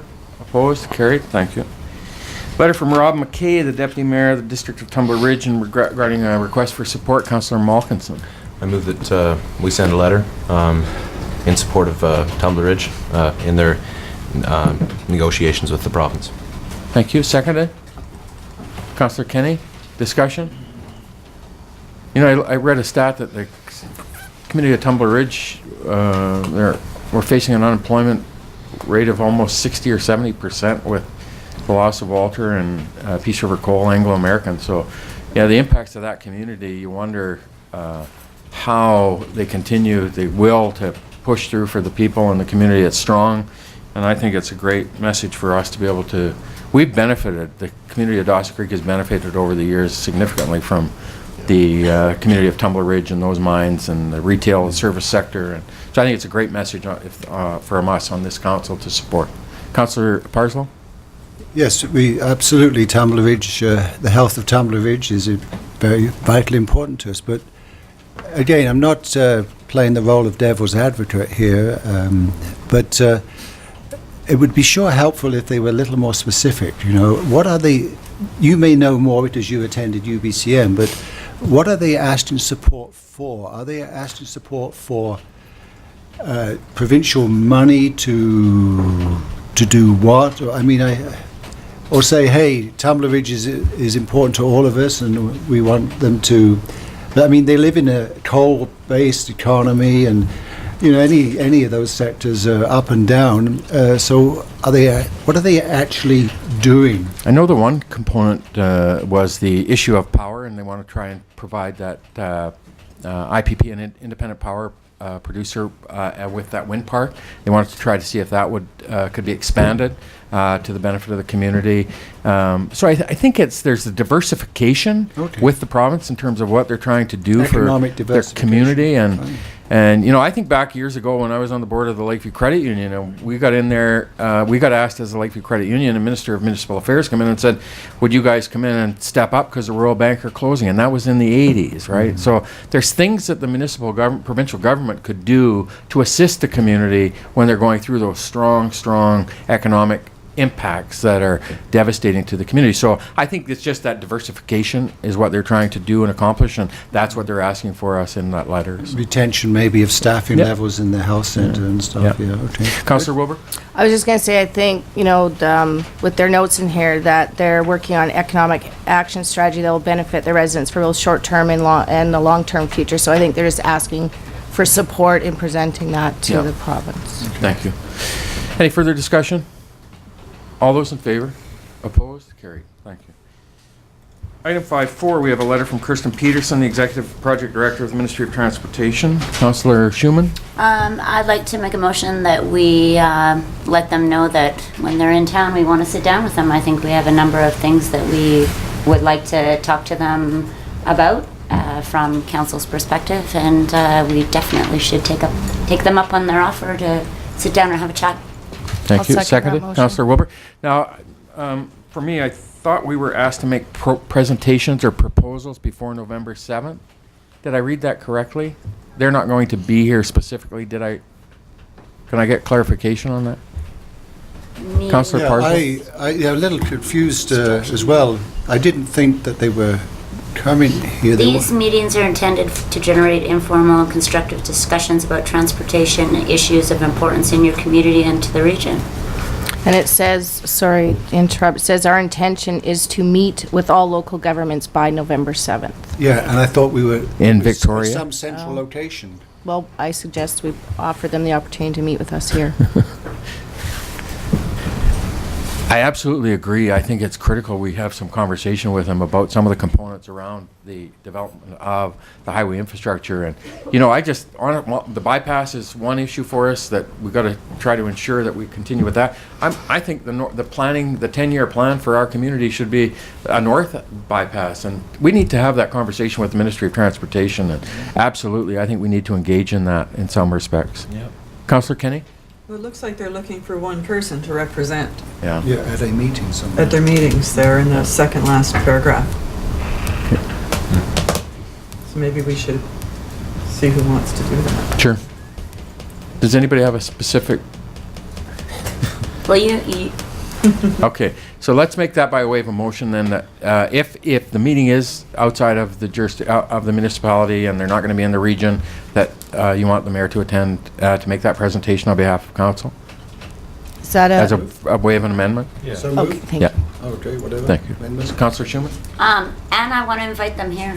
Okay, well, we'll certainly do They need that to first, come and right? sit down with us and have a chat. I mean, we've got a major highway running right through our community, and there's issues go along with that. The reason I thought it's only 2 weeks out in terms of that closeness of that November 7th timeline, and so that's the aspect. I didn't think they were going to be here because I didn't see it in the correspondence. So anyway, I think it's prudent of us to be able to be proactive in that conversation with them, absolutely. And we've got our master transportation plan that we can build into incorporate into that conversation and the focus we have and work within administration for that. The issues out at the intersection of Absolutely. LP Yep. and Yep. The north bypass Crosswalks. is quite an issue as well, I think. Okay, so did we get the clarity for the mover? Okay. Further discussion? Are you ready for the question? All in favor? Opposed? Carried. Thank you. Councillor Malkinson? Oh, I'm sorry, I was just waiting for... So we're going to move to 7 reports, 7-1. We have a report from Chief Administrative Officer, Councillor Parslow. I'd like to move that report number 14-280 from the CAO, Fiscal Gap Plan B be received. Further, that Council consider making the Fiscal Gap Initiative a strategic priority for 2015. Specifically, that Council direct the following as part of that strategic priority in 2015. Council develop a clear statement of purpose for the Fiscal Gap Initiative. Council develop core values, guiding principles for the Fiscal Gap Initiative. Council establish targets for buy-in by internal and external stakeholders for the Fiscal Gap Initiative. Council determine a methodology for a systems approach for the Fiscal Gap Initiative, including selecting specific tools to be applied in 2015 to provide objective assessments of the current situation. Thank you. Seconded? Councillor Malkinson, discussion? I'd Councillor like to Parslow? speak to the motion. I first want to commend Jim for this very good report, and I advise the public who access the city's public agenda to read it. Read it. I had to laugh, Jim. It's part of of the report because it brought back memories for me as a former CEO of the school district. Particularly, Jim, your shed initiative example from Britain. It seems that people will handle the small because that's what they can understand, but this is about the big, big picture. And it's going to be, it is going to require the intellectual engagement of council as well as their time. And I sure hope we have the capacity to do that, because the fiscal health of the long-term fiscal health of this community is underpins everything we try to do, and I hope we're up for it.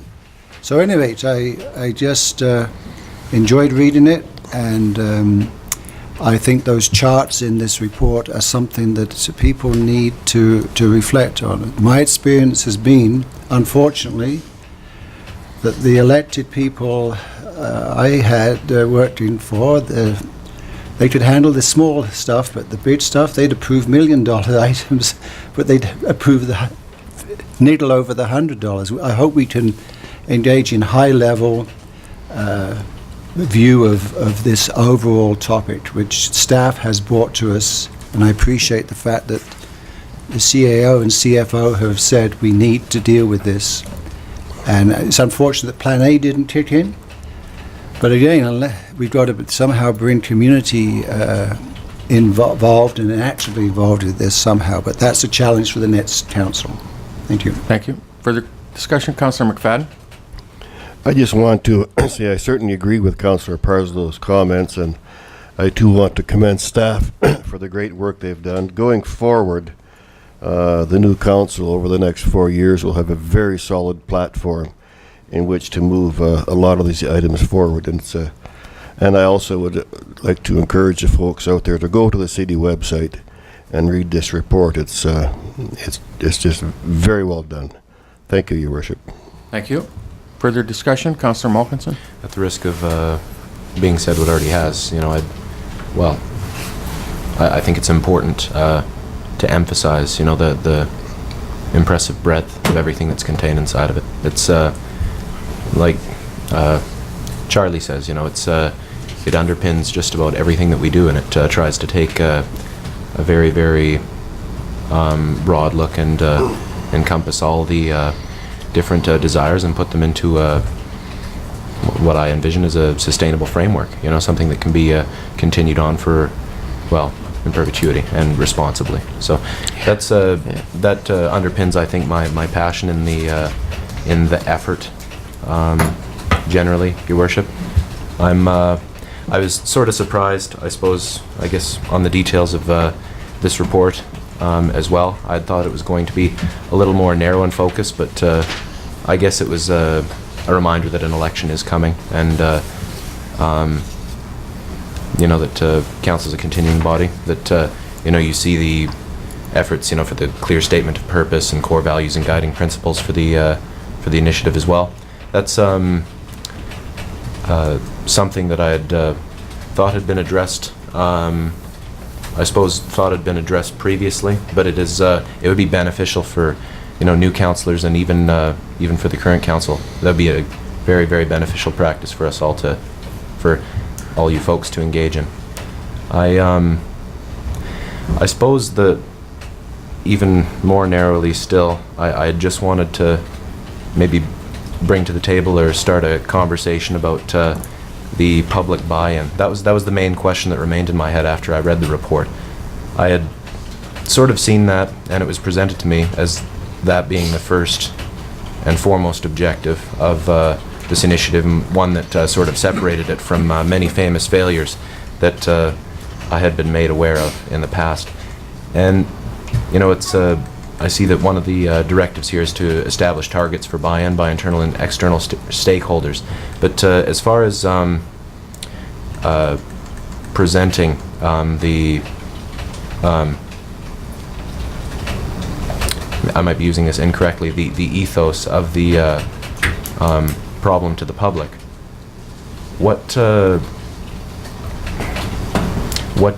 is in place? That's my question, I suppose, to staff. Through Your Worship, the concept behind Plan B is that you will do all the work that you can do yourselves, all the internal examinations, all of the information development, all of the information dissemination. And that when you have done all of that, then you will look at how you will get the public to buy into all of those results. Okay. Because trying it in the reverse order, which I still believe would have been the most effective way to for you folks to hold your expenditures down is that people stop asking you for new expenditures. I'm not seeing any evidence of that yet. We didn't get a lot of buy-in from the community on that. So I think we have to work on the things we can work on. How that's then going to tie back in is going to partly depend on how successful you are internally. Mm-hmm. Yeah. Thank you. Yeah. That seems like the most critical part to me, and that's the part that really grabbed me to begin with, and that was one of the reasons I was so, I guess, disappointed when it was thrown around that we didn't have the diversity or numbers to go ahead with the committee weeks ago. So I really think that's core to the success of the plan that's before us. But it is a plan B, like you say. So it's still very, very worthwhile to go ahead with, and it's still something to be excited about, in my opinion. Your worship. Thank you. Thank you.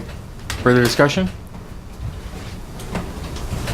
For me, the whole aspect of why it's critical is the strategic process that we put in place as our priority. And the first step to that is getting our strategic planning process done early in 2015, and then identify what that vision and the mission statement we have for our community and the strategic objectives of how we're going to accomplish that in the long-term view over the next 5 years. And the financial piece you can't get away from is going to be part of how and what you do. But to me, it gives clarity to your community, to the organization, to staff, and to us in terms of what it is we want to accomplish and how we're going to accomplish it. And then the financial components around how you provide those services of what you're trying to accomplish are then linked and tied together. And so I think it's a critical component for us in terms of, as Jim points out in the report, is that as direct the following as a part of that strategic priority for ourselves in 2015. So I'm excited about the opportunity, one, of getting, obviously, moving forward with that strategic process early in 2015. And then starting to move forward with how do we engage in what that vision is, and how do we then link it to what our objectives in the long term are that we want to accomplish. And until we have that linkage, I think it's difficult then to say, what is it that you want to accomplish and what is the impact financially to you as a community?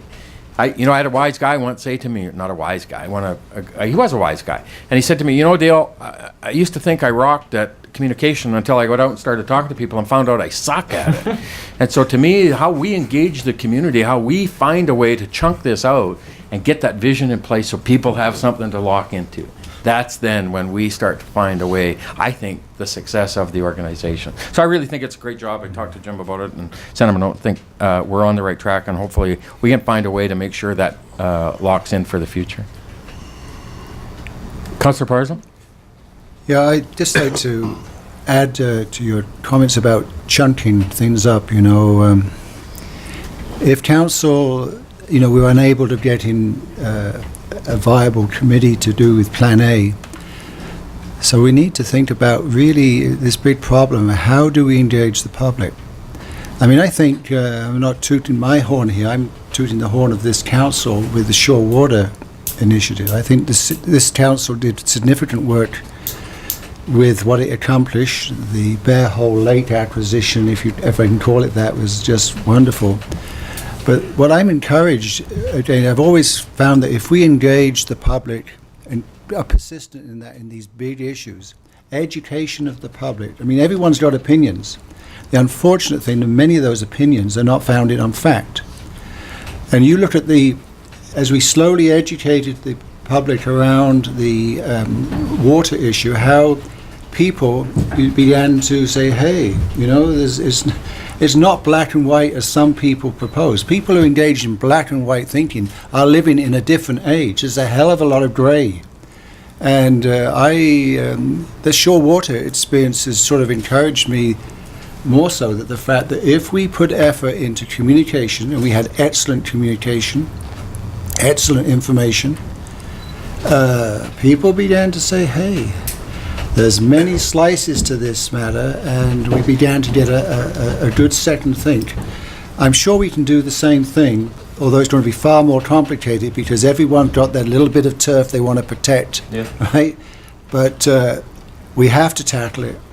It's so important. I don't want us to it's irresponsible of government not to take the real issues to the people and to be an ostrich about them.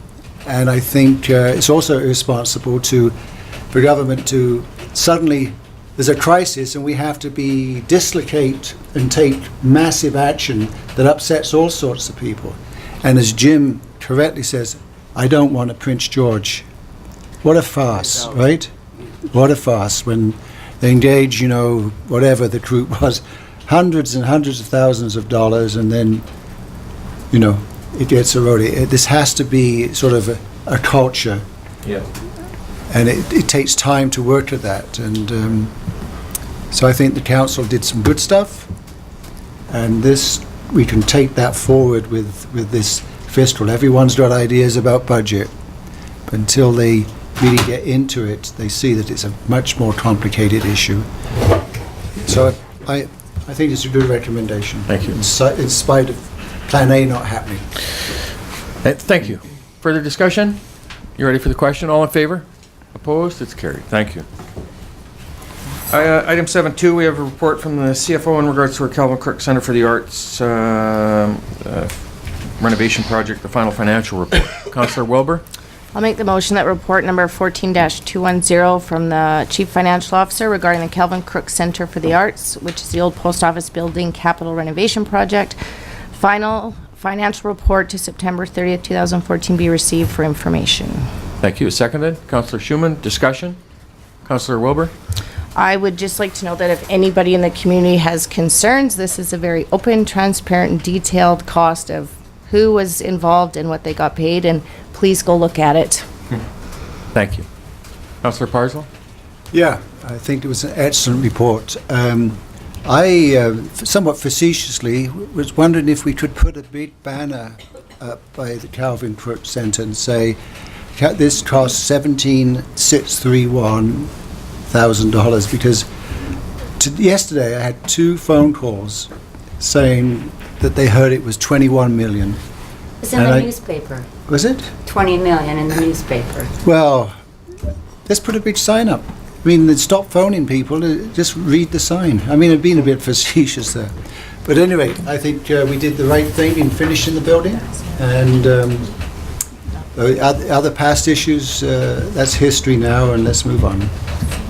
Thank you. Further discussion?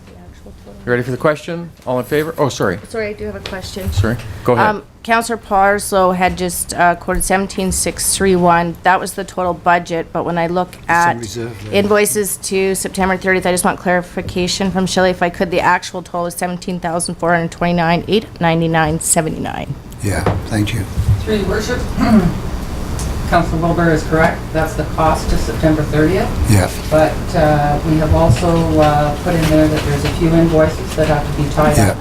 And the amount remaining in the budget will be $118,160.21. Thank you. And we'll be bringing you a recommendation on what to do with those funds. Thank you. So that's under budget. Thank you. Thank you. Under the latest. If you want to try to frame it that way. Just in case anyone wants a headline. Do sandwich boards, and rather than putting up a permanent sign, how about sandwich boards? Councils could, That's members right. could take turns walking back and forth.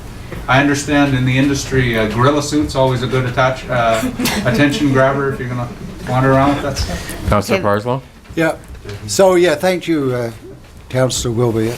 So we could put, as of September the 30th, but I just want to draw attention to one part of this report, because this is a little hobby horse where maybe staff and I disagree a little bit. So, to borrow $4 million, over the 20 years, the cost in interest is $2,320,000. In other words, to service that debt, we are also having to budget $250,327 a year. All I'm trying to say is I sure hope we can save money for some of our big projects. I just don't wish to precipitate a debate at this table over borrowing, but I sure would be nice if we had that cash so we didn't have to budget $250,327 each year for 20 years.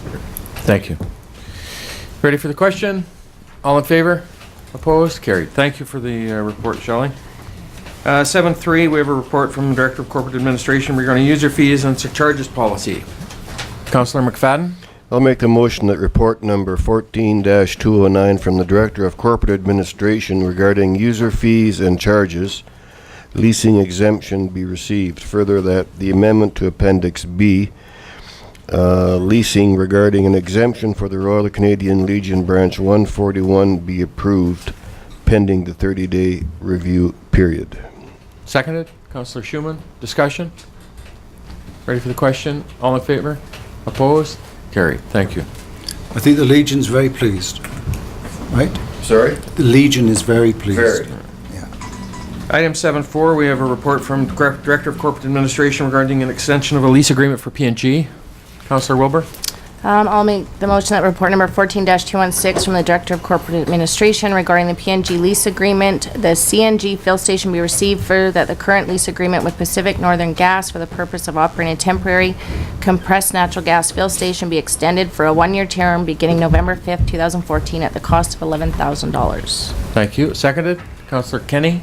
Discussion? Councillor Wilbur?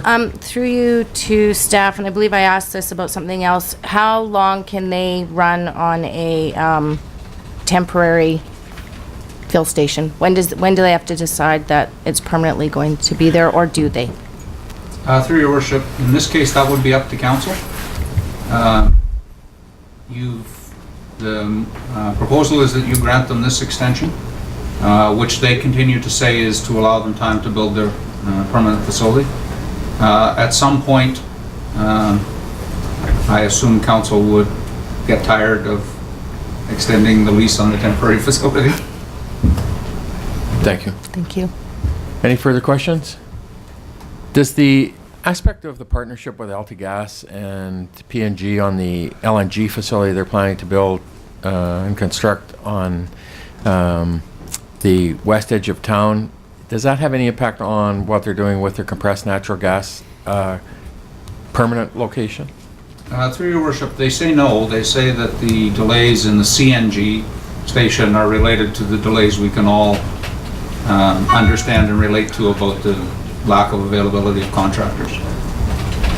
So their permanent location, though, is not intended to be out there?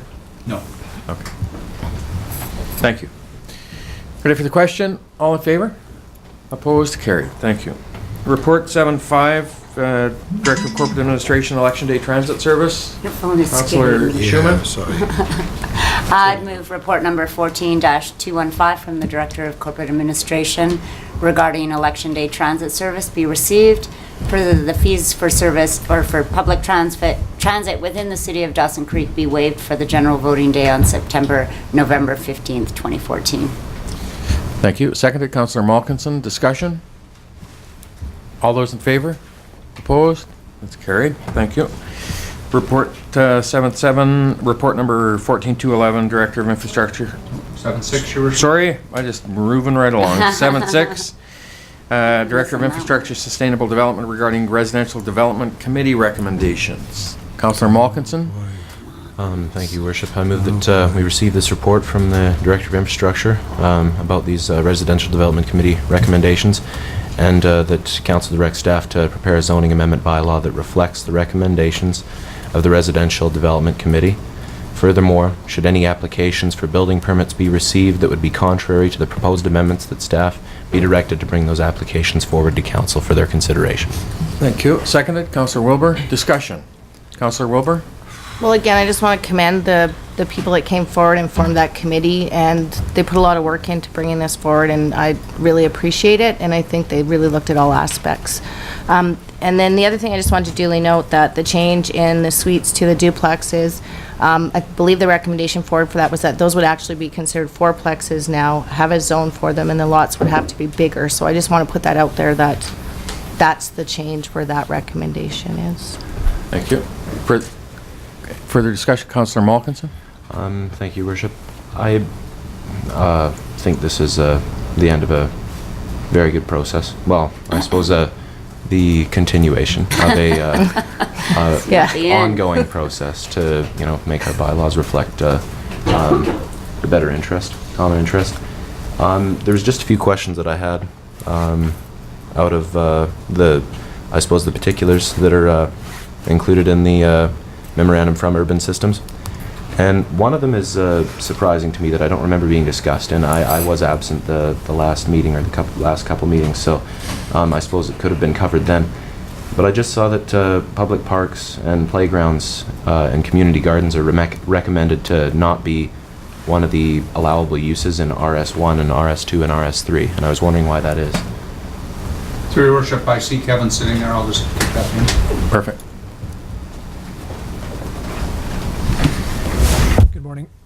Through your worship, the reason that we proposing to move that out of there is because when green space parks are brought online as part of a development, they're automatically dedicated to parks and zoned to parks.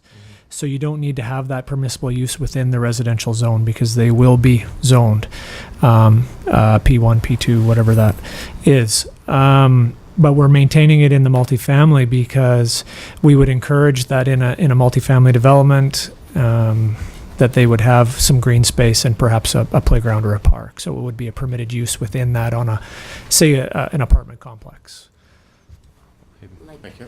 Councillor Malkinson? It still seems, I appreciate what you've said. It still seems confusing to me, though. I think that it would be beneficial to have an extra lot that's a park in any, single family or other sort of residential development. So I'm just, maybe there's something I'm missing. I'm not sure. Through your worship, it's not just desirable, it's required.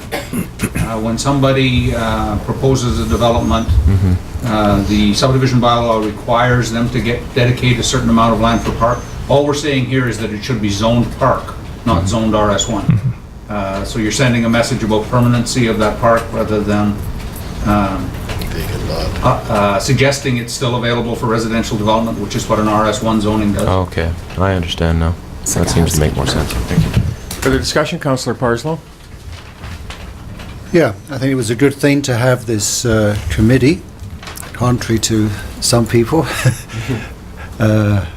And my understanding, if we pass this resolution, is staff basically is getting direction that council's okay with all these recommendations. Or is it the council saying, yeah, we think we like them? If we could come up with a bylaw, that would then eventually go out to the public for feedback. I anticipate there'll be a lot of engagement with some of these changes because if I say the word flip-flop, I don't mean it disrespectfully. We're going 180 degrees, right? We're going from a move to densification, right? There was a move to densification, and now we're saying, hey, that's had some impacts we don't like, so we're now sort of going in the opposite direction. And staff has said this will generate over 300 new non-conforming properties, and staff has talked about the implications of that. I'm wondering if, and I'd like staff to speak to this, I'm wondering if we can reduce the number of non-conforming properties. There's no way we can eliminate them because staff has said there's some of them scattered all out the community.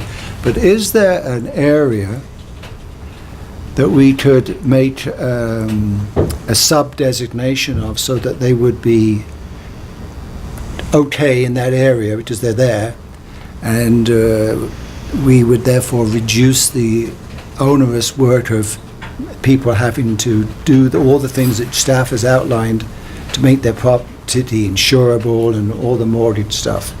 Is the word maybe a sub-zone? I'd like staff to talk about that.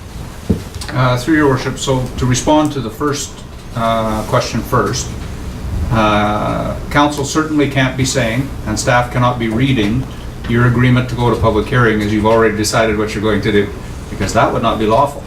You have open minds capable of persuasion by the outcomes of public input.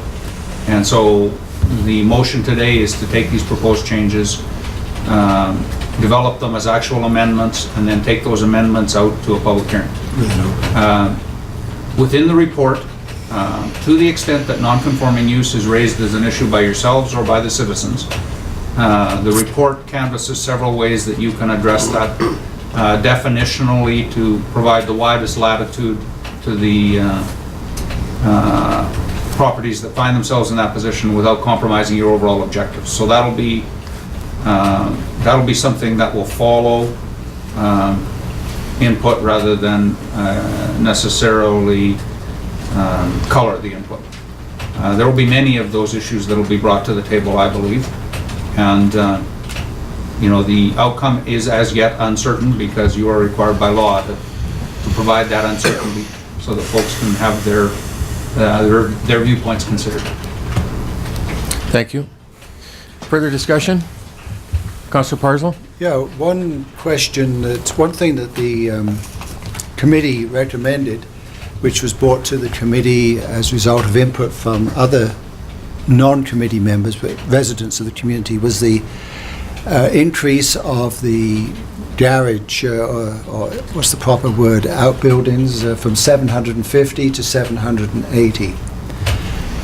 In dialogue with somebody yesterday, they are pleased that this committee is making that recommendation, but the question was, okay, shouldn't that be shouldn't we convert that 780 into a percentage of the property size?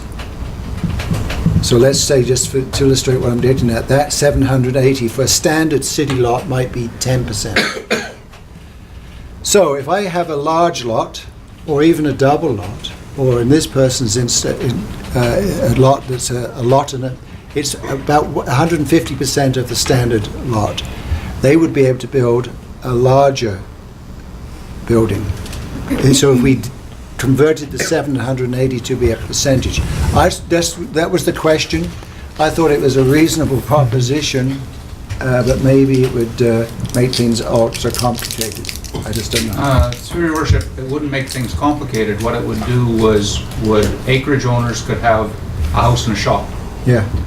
Which has not been your vision of single family. It's not been your vision that you would accomplish. It's very common in the rural area to see a shop that's much larger than the house. It has not been common in the municipality. You've not allowed it. It didn't come out of the committee, and that is a fairly significant change from existing, and I have no direction at the moment to have that as part of the amendments. I would need a separate direction from council right now to do that. Thank you. Further question? Councillor Schumann? So if you had a really big lot, as you're saying, you could then have a really big garage. Is that what you're saying? If it's a percentage of a lot, so if you have, you guys will probably know it as the Studley lot at the end of 106th Avenue on what is basically 16th or 17th Street. It's a really large piece of property. You could potentially have a shop there that would be Walmart sized. You have a parcel of land, 2 parcels of land in the northeast quadrant owned by Mr. Sandu, Mr. York. Those are huge parcels. Again, you could potentially have Walmart as a shop. You've never allowed that before. That doesn't mean it's good or bad. It just means there's a separate process for that. It wasn't identified by the committee, and I need specific direction if you want that taken to the citizens as well. Thank you. Further discussion? You know, so for me, this started, for us, it started a year ago when we started having these meetings with the people who were in the business of developing our community, the contractors, realtors, the developers, got feedback, led to this process with the Residential Development Committee. I think council's really put diligence into this process of trying to guide how we're moving forward with it. I really appreciate the Residential Development Committee and the support of Kevin and staff, Urban Systems. I think they did a great job getting us a really wholesome opportunity to consider it. The information, the discussion, gives us a framework for moving it forward through now the zoning bylaw and having that understanding of it. I think we're right and correct in saying, you know, you move stuff and change stuff, it's going to have some impacts on our community, and we're number 3 and 4 in the province of British Columbia as a top investment community, and does this change that? Well, those are all things we understand moving forward. Accept the risk, understand the parameters, but move it forward and hopefully continue to push that bar higher. So I really appreciate the work council put into it over the last year, because it has been a year, from the first process till through the Residential Development Committee. And so I think it's a great work that we just didn't automatically knee-jerk jump to a reaction, and try to engage and try to get the information to make an informed decision. So appreciate the work that Kevin and team have done in putting it forward for us and allowing us to make the best decision we think possible for the community. Yeah. Councillor Sorry to keep doing. Sometimes the things you say promote another thought, but I mean, I support so much of this, but there are going to be issues, and that's fine. Jim has reminded us about that. But I really want to highlight the rooming house. We've had lots of complaints about rooming houses, and I really think that's a nice improvement. Requiring the owner to live in the building and business licenses and so on, and parking spaces. I think this report contains many recommendations that have addressed the issues, but I just wanted to flag the rooming houses because I know, and I think probably for everyone, people are concerned about the rooming house phenomenon. Yeah. Well, and the other aspect, we try to manage the suites and the density and all that stuff. It doesn't mean we're going to end them. It just means probably you're going to end up with illegal suites, and then that's a whole different discussion and conversation. Non-conforming and Non-conforming. possibly illegal. So you'll have some that you know are there, and some that you don't. And I use the example of our meeting in Grand Prairie and our friends there still dealing with it 25 years later in terms of trying to manage it, right? So that's just what it's all about. And so anyway, great work. Thank you. Any further conversation? Ready for the question? All in favor? Opposed? It's carried. Thank you. 7.7, we have a report from the Director of Infrastructure Sustainable Development in regards to a signed bylaw variance request. I have to claim conflict again. Thank you. Wilbur, yes, thank you. Councillor Malkinson. Thank you, Your Worship. I move that we receive this report from the Director of Infrastructure and Sustainable Development regarding the signed bylaw variance request, and that Council deny the request from Natasha LaCourse of Vintage and Restoration Love to allow projecting signs to remain at street level, and further that Council direct staff to request the signs be moved up so that there's a minimum clearance of 3 meters from the sign to the sidewalk, and further that Council deny the request to remove the tree in front of the store. Thank you. Seconded? Councillor Kenny, discussion? Councillor McFadden? Well, I won't support that. I think we should give her variance. I have 2 photographs here, but all I have is a picture of a tree. I don't have a picture of the sign, but she's making a great effort downtown. And I think from time to time we have to be, I don't know what the word is, a little bit more open-minded than just sticking to the bylaw, so I won't be supporting the motion. Thank you. Further discussion? Councillor Schumann? Can I ask, so Natasha brought up the thing about the sidewalk being, so there's, where signs go out to a certain spot, and then there's a lot of sidewalk past that that's available to go around the signs, basically. When was the last time, I mean, I think we dealt with our sign bylaw recently. Mm-hmm. Was it through not on these issues, Your Worship. You dealt with mostly with third-party advertising issues, signs not located on the property owner's parcel.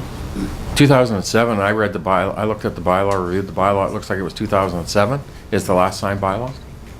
I'm sure it's this time it was amended or made?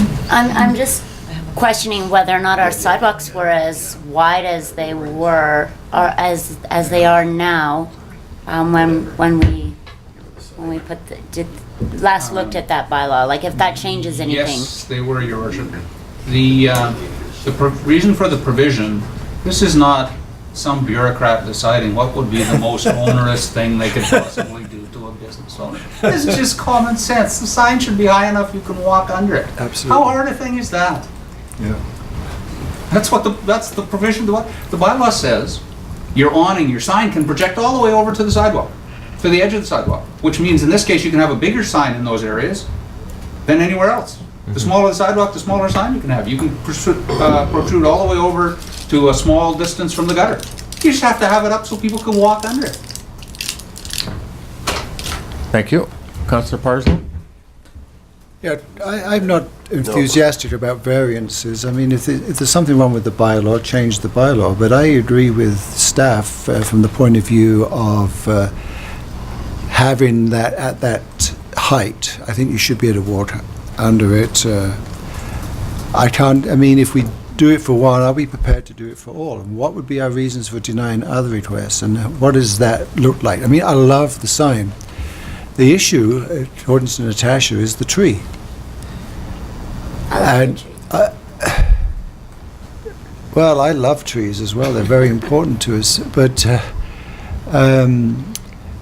my thought is that yes, she should lift the thing up as per our bylaw. But I don't want the tree removed either. But is the way of pruning it in a way that it doesn't sort of disfigure the tree too badly, but it accommodates both the maintenance of the tree and Natasha having the sign up higher.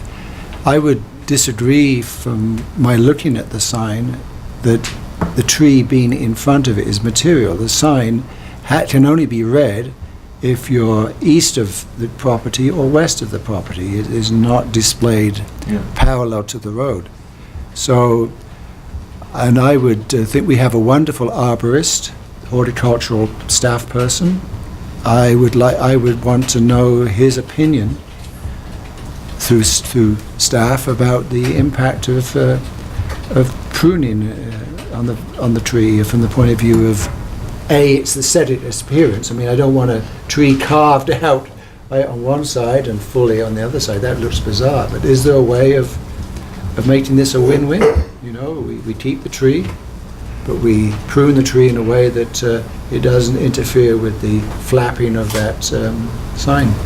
So I would have to vote against the motion to grant a variance, but I'm prepared to make another motion if that one is defeated. Your Worship, there is no motion to isn't make a there? variance. Oh. The motion is to deny the request. To deny. Refuse Okay, thank to you. remove the Yeah. tree. Yeah, If you thank wanted to add in addition to that, that you would ask for further report from staff on the feasibility of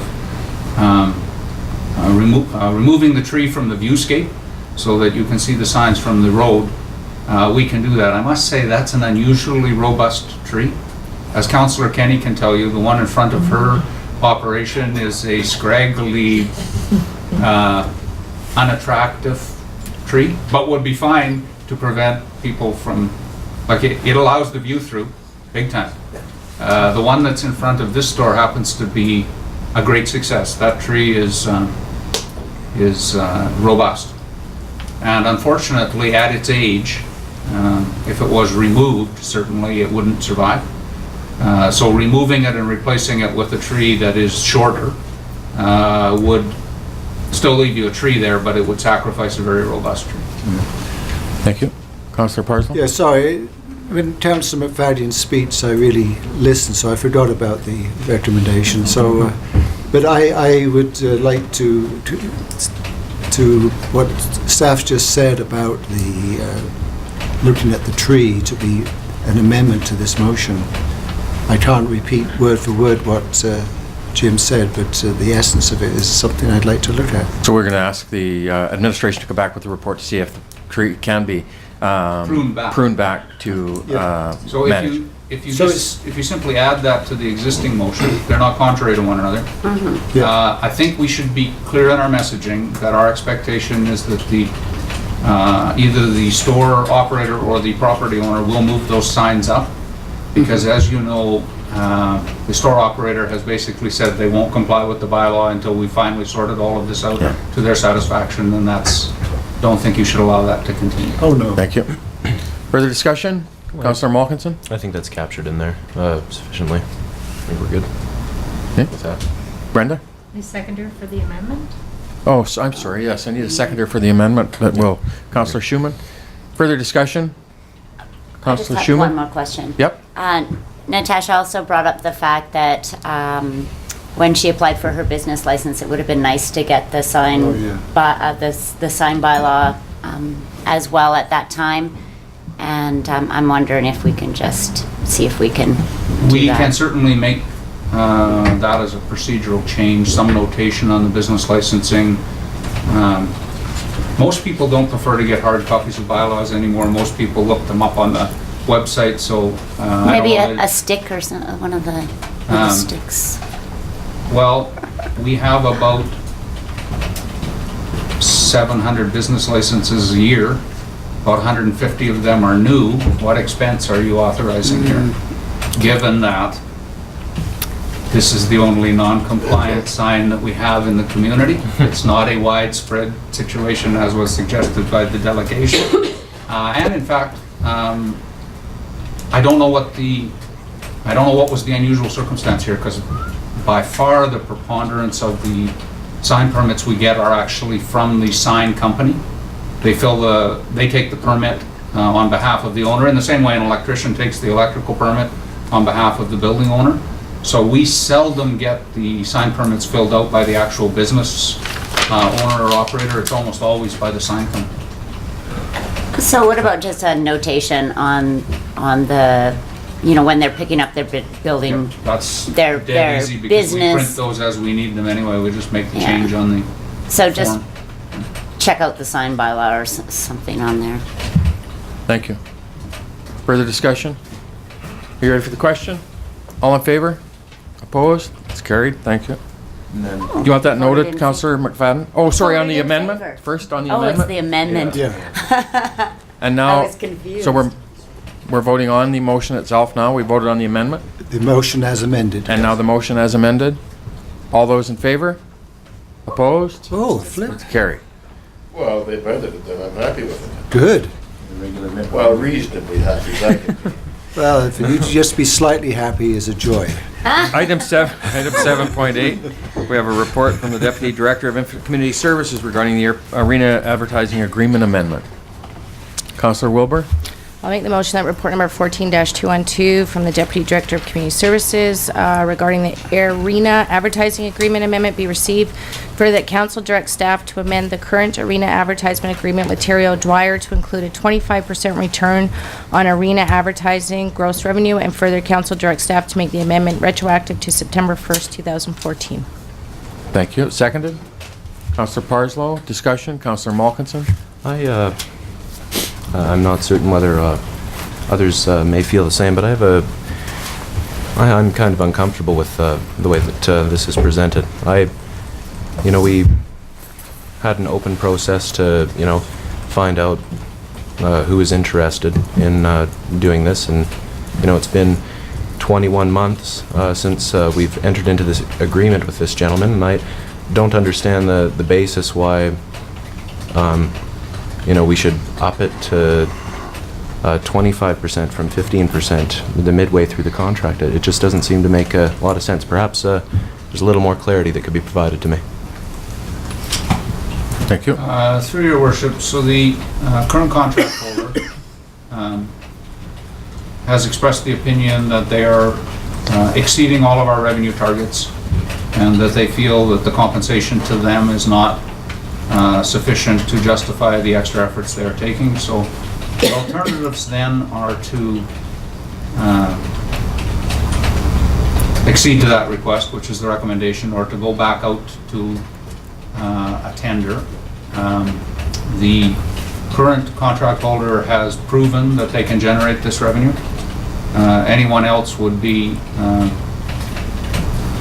suggesting they could, but there would be no metric to say that they could. For those reasons, we recommended this. If council prefers to take it back out to tender, that's an option for tenders, or for council, certainly. Thank you. Councillor Malkinson? I'd very much prefer for that to be the case. This just doesn't seem very transparent, in my opinion. I think that it would make a lot more sense to go out to tender. So if this motion fails, I'd certainly like to vote that we go out to this process again. Thank you. Further discussion? Councillor Wilbur? I have no clue the efforts that Mr. O'Dwyer's had to put out, but I have to tell you, when you see the sports news clips, those boards are full, and they haven't been for a very long time. So I can imagine the effort and what it's taken to do that. So, he's showing that he's by far brought in more revenue for us than he anticipated, and he's asking for, I think, a 10% increase in what he takes. In dollars, assuming his success rate is the same, it's about a $1,700 difference. I have no problem voting in favor of this for $1,700. 1,700 a year, a day, a week? 1,700 a year. He's generated for himself around 7,000 in 2 years, and to us about 39. So if his fee, at 25%, his fee would have been 10,500 instead of 7,000, but that's split over 2 years.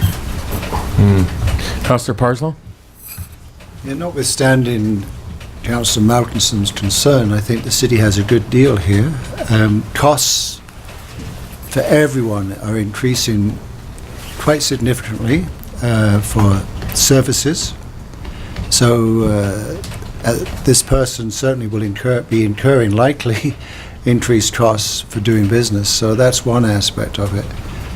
And the question to me is the dollars material. Is there a material difference here? I'm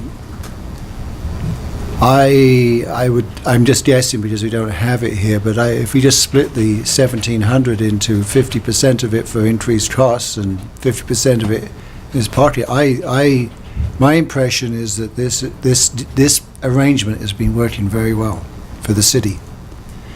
And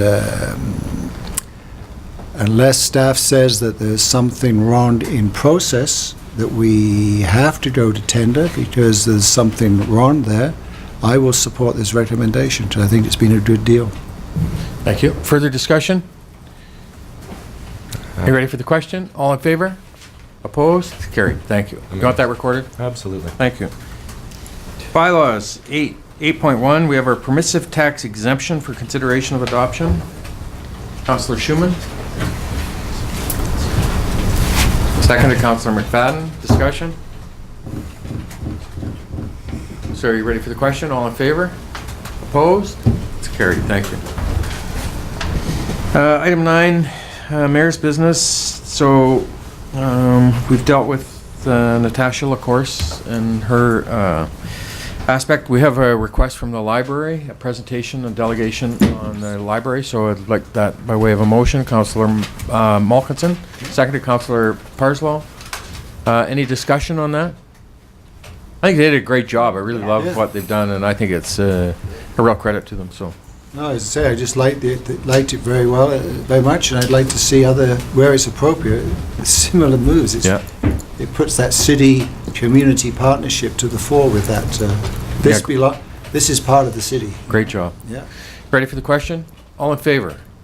Opposed? It's carried. Thank you.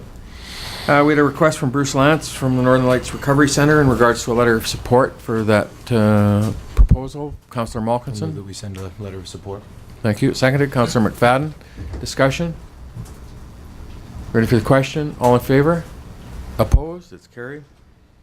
We had a presentation from Mitch Collins in regards to the size of the driveways and the impacts to the driveways as we've amended that bylaw now.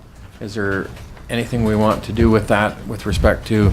I got it as a request to council to consider what we were doing, but I didn't get a formal request in Mitch's presentation, so I'm not sure if that was wanted council to reconsider or if it was for information and we should be... For information, Your Worship. Yeah.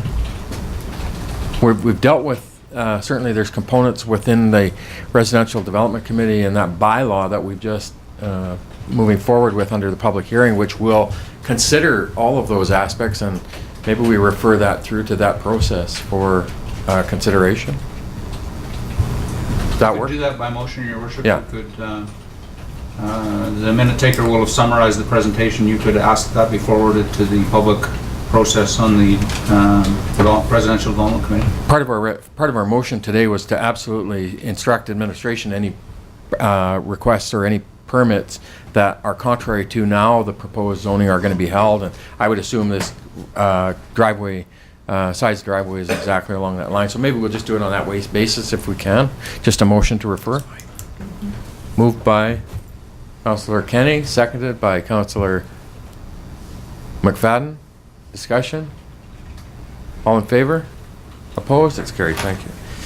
So, honest to goodness, for me, having been away for the better part of a week and a half, I didn't have a ton of things go on in the world of the mayor other than some really great personal family time, and appreciate Councillor Kenny stepping up and attending a couple of events for the mayor as the acting mayor, and getting the agenda set for today's meeting, so thank you for that.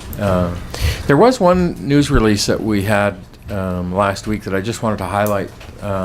And our Canada Event Centre, the multiplex, was identified as the top facility in Western Canada, number 3 in Canada, as a result of an event centre, revenues per attendees, and to me it just continues to be a credit to that facility and to the team, Brian and his staff, that continue to develop the facility and the attraction of the facility and the events. And so I just wanted to make that as I read that briefly the other day as I was away, and thought it was really a great message for our community, and continues to be part of that quality of life message. So, comments, Councillor Schumann? Question.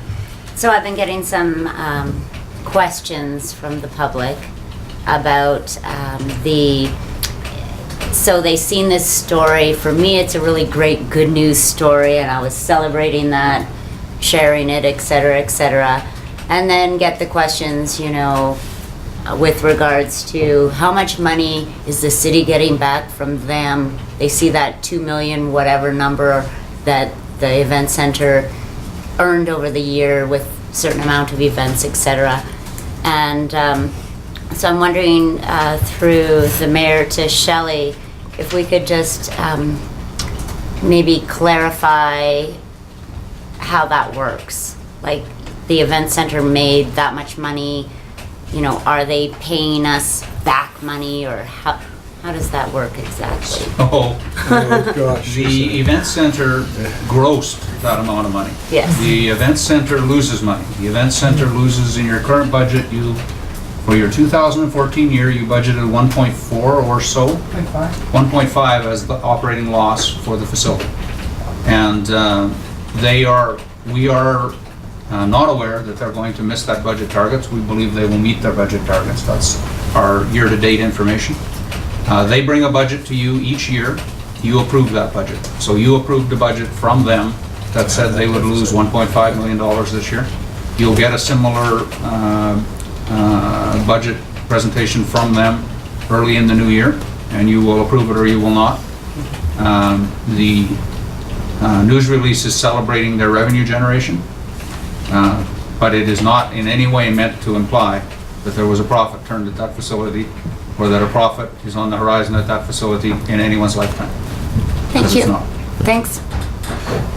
Yeah, absolutely. And for me, if there's ever been any perception or perspective to me, we absolutely put $1.5 million into the facility as required to operate it. Now, if we chose not to, then we make that decision, terminate the contract with Global Spectrum, and then try to find a way to manage it like we do our own arenas or the swimming pool, Yeah, which or lose very similar amounts of money. And it would completely change the dynamics, in my view, of that facility. That facility provides us with a quality of life component that brings an attraction to our community I think is one more component. And so that's our decision. Do we continue to pay the 1.5 to operate on that basis, or do we not and try to do it ourselves? And that's a decision the council will make.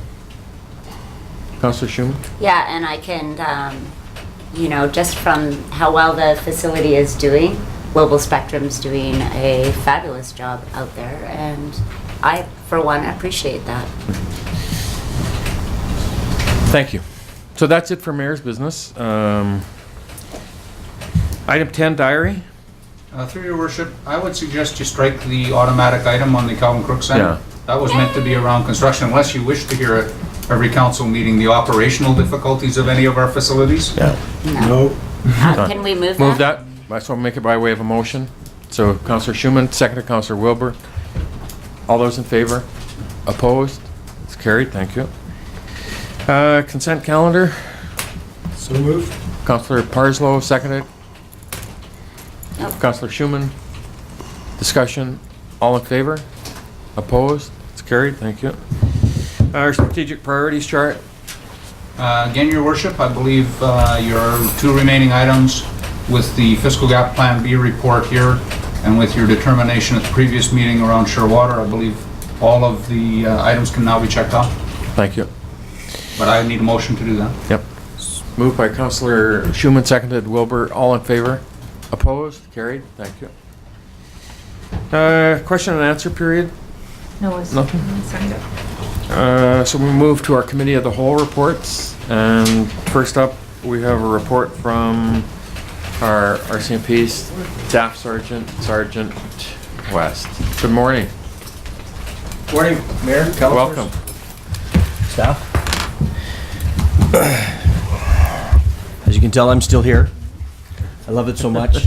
So, not in any rush to be going anywhere, but we'll see how that bears out. As per the letter that I had provided to staff on, I think the date's wrong on the first page, but and the last page.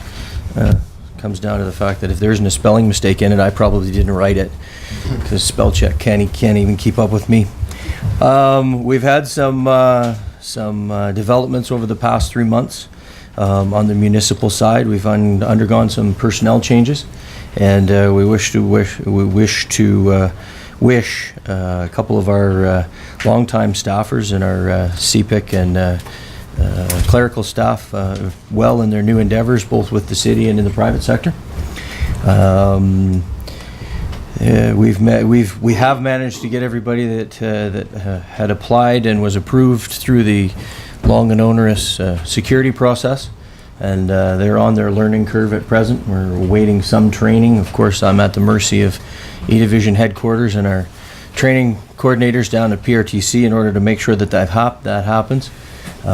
We have been left with enough experience that we can carry the day, but it's proven a challenge, and it's one that the staff in the office have been up to. On the RCMP staffing side, we've had 2 cadets arrive. Of course, we're almost exclusively staffed with cadets from the lovely city of Regina as they come through the training academy. We haven't been disappointed as of yet. Everybody's made it through and are thriving. We do have another member who's a senior member of our constable staff on one of our watches who's been offered employment with the RCMP in Oceanside Detachment. And I've just learned that they went to Oceanside and purchased a house, so their family will be on the move very shortly. There was another member who was a corporal on one of the watches. Was offered a sergeant's position in either Ferryland or Groverton, Newfoundland, and he had accepted, and his family moved in 30 seconds or less. Basically, he got told one day and had his house on the market for 3 days because he had an acreage and it was sold within 4. So he was on his house hunting trip, and they've subsequently updated us with pictures in front of every signboard for every province as they travel across Canada, and they've arrived in Newfoundland safely, I'm happy to report. Neither one of those positions at this point in time, of course, with the corporal's position, that'll have to go out for replacement or promotion. That hasn't been fulfilled. And the constable's position, of course, he hasn't left yet, so we can't fill it until even attempt to fill it until he does leave, which has led us to some shortages, especially with a member on our rural side being off duties after almost losing his foot. So.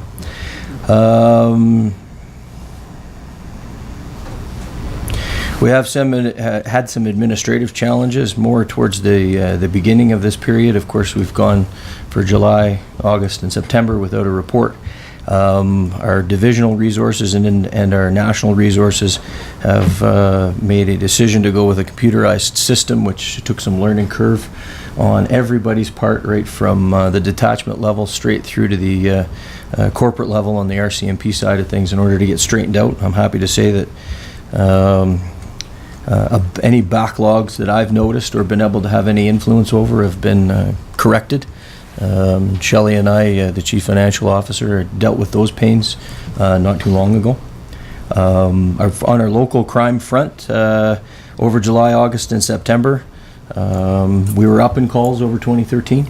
In September, we were up almost 17% in the calls handled for the RCMP. Some of that, and I would say probably 5% of that, is due to the fact that we're not running as many bulk files, like occurrences that would be housed in one file. They've been separated out so that we more accurately capture what the detachment is actually doing and how hard the staff over there actually work in helping me get through some of those tasks that have to be assigned to someone but don't necessarily need to take up a member off the road.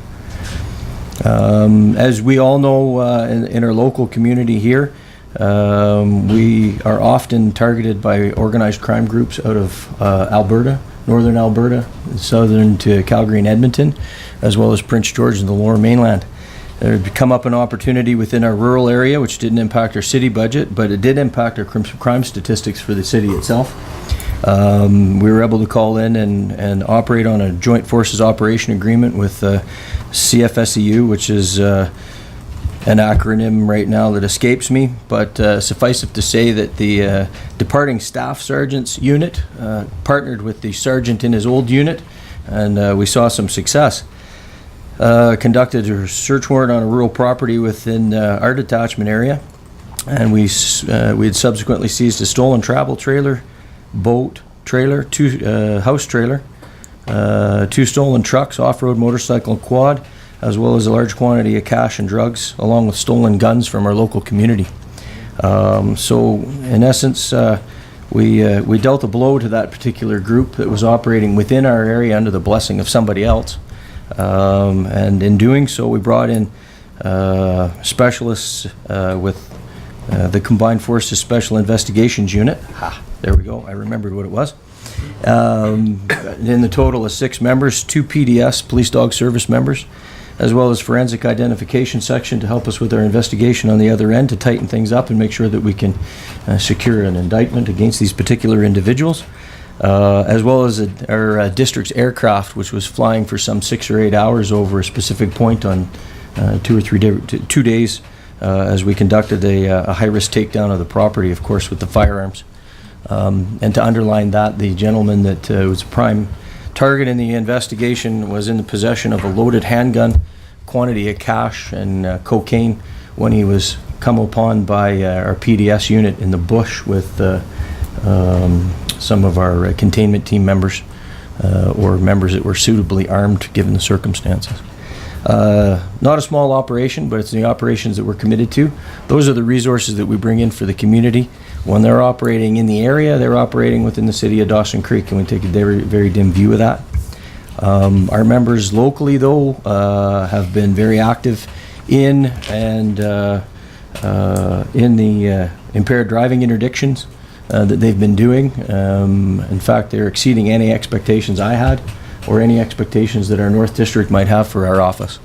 They've also been making proactive patrols to help curtail property crime, which, because of our lovely extended or real fall, whichever way you want to look at it, have been up slightly over the past 3 periods. Our major crime investigation section has been compiling some 17,000 pages of documents in support of some major crime files that we have open and on the books. And so they're no less busy than any other section in the detachment, but you might not see them hitting the headlines right now. And that would be the long and short of it for the last 3 months.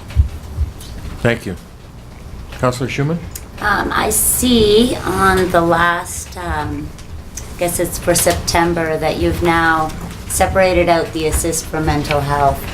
And so we'll see that going forward on the monthly reports then? And I asked for it to be included because we do a lot of work in that regard. Mm-hmm. And unfortunately, there are cases where those interdictions don't go so well. And I felt it important that both mayor and council and the community know how many we actually field in the run of a period, so that if something isn't necessarily going well for both the person that's involved in the RCMP as a whole within the community, that you've got some kind of a scope to maybe render a judgment or have an opinion on, because 99.9% of those with the officers that I have in Dawson Creek do go well. No one is injured, and they do get the help that they receive. And there are some cases where people are injured. and it would help to give some scope because it is a high-risk area of our job and what we do. So, Thank you for that. Thank you. Further conversations, questions? Councillor Parslow? I noticed that the staff sergeant position has been filled. Is it known who it is, or is that confidential at this moment? Yeah, no, so I was involved in the process and sat through the interview panel, and I don't know if it's been officially released or not, whether we can. But we certainly know who it is. There was one candidate that laterally is transferring into the position, and the only reason that they're not here yet is because they're backfilling a vacancy as an inspector until that position is filled. And we expect. I met with the Superintendent Booth about 3 weeks ago. Man, the water's going under the bridge. I went down to Prince George and met with Superintendent Booth, and so he's made the commitment that he is going to have that position here as soon as possible and at the latest by December. It's just they can't fill it, but the also is the condition that Sergeant West is in, and if his home sells and he's gone, then that staff sergeant position will be here because it puts Sergeant Richard in a opportunity of being here alone. with the advent of that, the staff sergeant hasn't taken his position yet. My position has been posted, and the discussions have been held as to what or whom the replacement might be. The RCMP is completing their checks with respect to that so that they put that person in the position responsibly. So I can't speak to who that is. I don't know. It's my incumbent position, so I'm hands off. Sergeant Richard at the detachment has been taking over more and more administrative and operational duties, and I think he's well equipped to carry the day in the short term for the detachment as a whole. So yeah, so thank you for that. I appreciate it. And anything else? Any further questions for Sergeant West? Thanks very much. Appreciate it. It's good to see you, and hope to see you in March or April. No, I'm kidding. No, really, we do. I'll pass that along to my lovely wife. Thank you. I appreciate this. Next up, we have report from Fire Chief. Morning, Chief. Good morning, still. So a couple of things I want to point out in the report. We had a fairly busy summer. June and July was a couple of the busiest months we've seen in over 10 years. So it was really busy. And that's a multitude of different things. There's no one particular thing. It's just more of everything going on. So it was fairly busy that way. So that's about the only abnormality, I think, on the call volume that I can speak to. But other than that, when we talk about the department strategies, a new fire truck, June 10th, so that's a done deal. Our self-contained breathing apparatus is here and in service now, so we've got all that done for our operational strategies. And then the training facility and a fire hall needs assessment study are just sitting at City Hall waiting for the legalities to happen, and then they'd be issued out. So that's what we have. Thanks, Chief. Any questions? No. Councillor Parslow?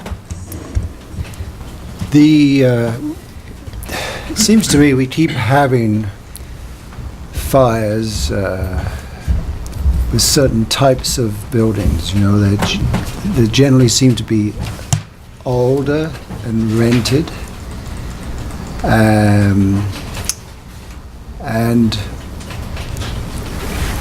I'm sort of kind of curious as to is there anything we can do to educate a certain target group with how to I don't know. I mean, house fires are always a community risk, okay? Correct. And we seem to have fires at a certain type of place, it seems to me. I could be dead wrong in that, and if I'm wrong, correct me. But it's just, and they're just for the safety of firemen and safety of community. I mean, is there anything more? Is there? And you do a lot of proactive work, a lot of preventative work. Is there anything more so we can target some of these types? We fire prevention is a big thing over at the fire hall. We have one captain that takes care of the fire prevention items, and he deals a lot with structure fires and businesses. Not so much residential. Residential's a tough one because you don't have the right to enter into a residential home. But you have the right, or we have the right to enter into a commercial property. So we can go into commercial properties and educate people on the fire safety issues. Residential properties you have to be invited into. And for obvious reasons, you don't get invited to every home. We have different homes we have homes that are 50, 60 years old, and we have homes that are 5 and 6 months old. And obviously today's building codes are designed around making the homes safer for everybody, not only the residents, but the firefighters if a fire does break out. The older homes didn't have those type of safety features built into them. Some of those older homes have sawdust insulation, newspaper, covers the walls to help hold that sawdust in before they put up the boards. So there's a lot of things in those older homes that once a fire does get established, they burn quicker, they burn faster, and they cause a lot more damage. So it's almost impossible to say that you should do this and that, because those are big cost items for the homeowner to take all that insulation out, so to speak. Thank you. Councillor Parslow? One supplementary. Are most of these fires due to, let's say, deterioration in the electrical system, or are some of them the negligent habits of the owners? We don't have a lot of fires. I mean, some of them, yes, definitely. There's some electrical issues.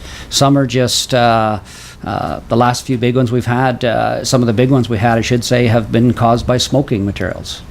So it's we can't sit there and say this causes this fire. A lot of them are just bad habits of certain people. This one where we had the two houses, the fire started in the one house, burnt the gas meter on that one, and that just caused a big fire on both properties. So that was a tough one, but it was just the way the house was built on the property and the gas line. It was just a series of unfortunate events. Thank you, Chief. Anything further? Appreciate it. Thank you for coming in. Report from our Director of Corporate Administration. Good morning. I got my own microphone this time. They fixed it. First of all, I just want to congratulate Mayor Bumstead on being acclaimed mayor for the next term. Thank you. We do have 12 candidates for the 6 councillor positions and 4 for the school district trustee positions, and 2 will be elected for that. We did have a meeting last Friday with the candidates, and we drew for the order of the names on the ballot, and they're listed up there. The advance voting and general voting day will be held at the Calvin Kirk Centre for the Arts. So that's a change from previous years. We used to have advance voting at City Hall, and then the Encana Centre was the location for general voting day. But we've decided to take advantage of our new facility at Calvin Kirk Centre for the Arts. So I'm hoping to get more than our 25% turnout that we had last election. I'm going to discuss the communication plan at the end of my report, when I'll invite Julie up. But for now, I just want to talk about the smoking regulation bylaw. We are in the public consultation portion of it, and we are accepting feedback up until the 28th of this month. And we have had some councillors out there attending businesses and the farmers market, just asking for feedback. We do have Facebook posts, etc., just asking for feedback on the smoking regulation bylaw, and the deadline is the 28th for that. So I encourage feedback on that. And there is a public open house scheduled at the Energy House on this Thursday from 10 till noon. So you can attend there. The nursing students there will be providing some education on the harmful effects of secondhand smoke. And then council and staff will be in attendance to speak in regards to the increased regulations in the bylaw and answer any questions. The backyard hens bylaw, I think I will be bringing it back to the November 3rd meeting, just depending on how my education is in regards to backyard beekeeping. I've asked a couple of experts for some input on that, and I'm learning a little bit about beekeeping.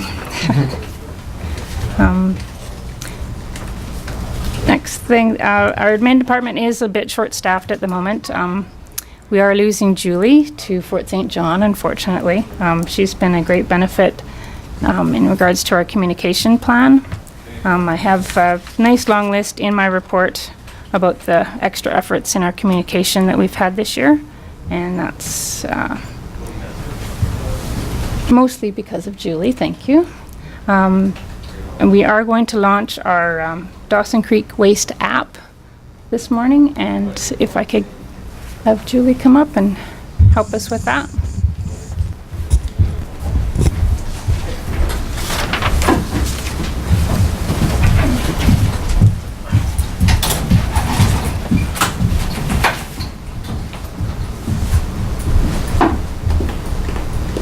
Hey, Tyler. It looks like the projector shut off. Uh-oh.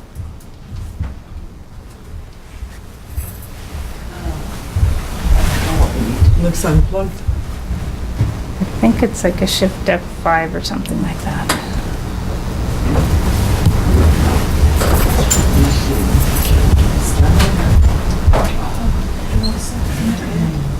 It's lost its connection.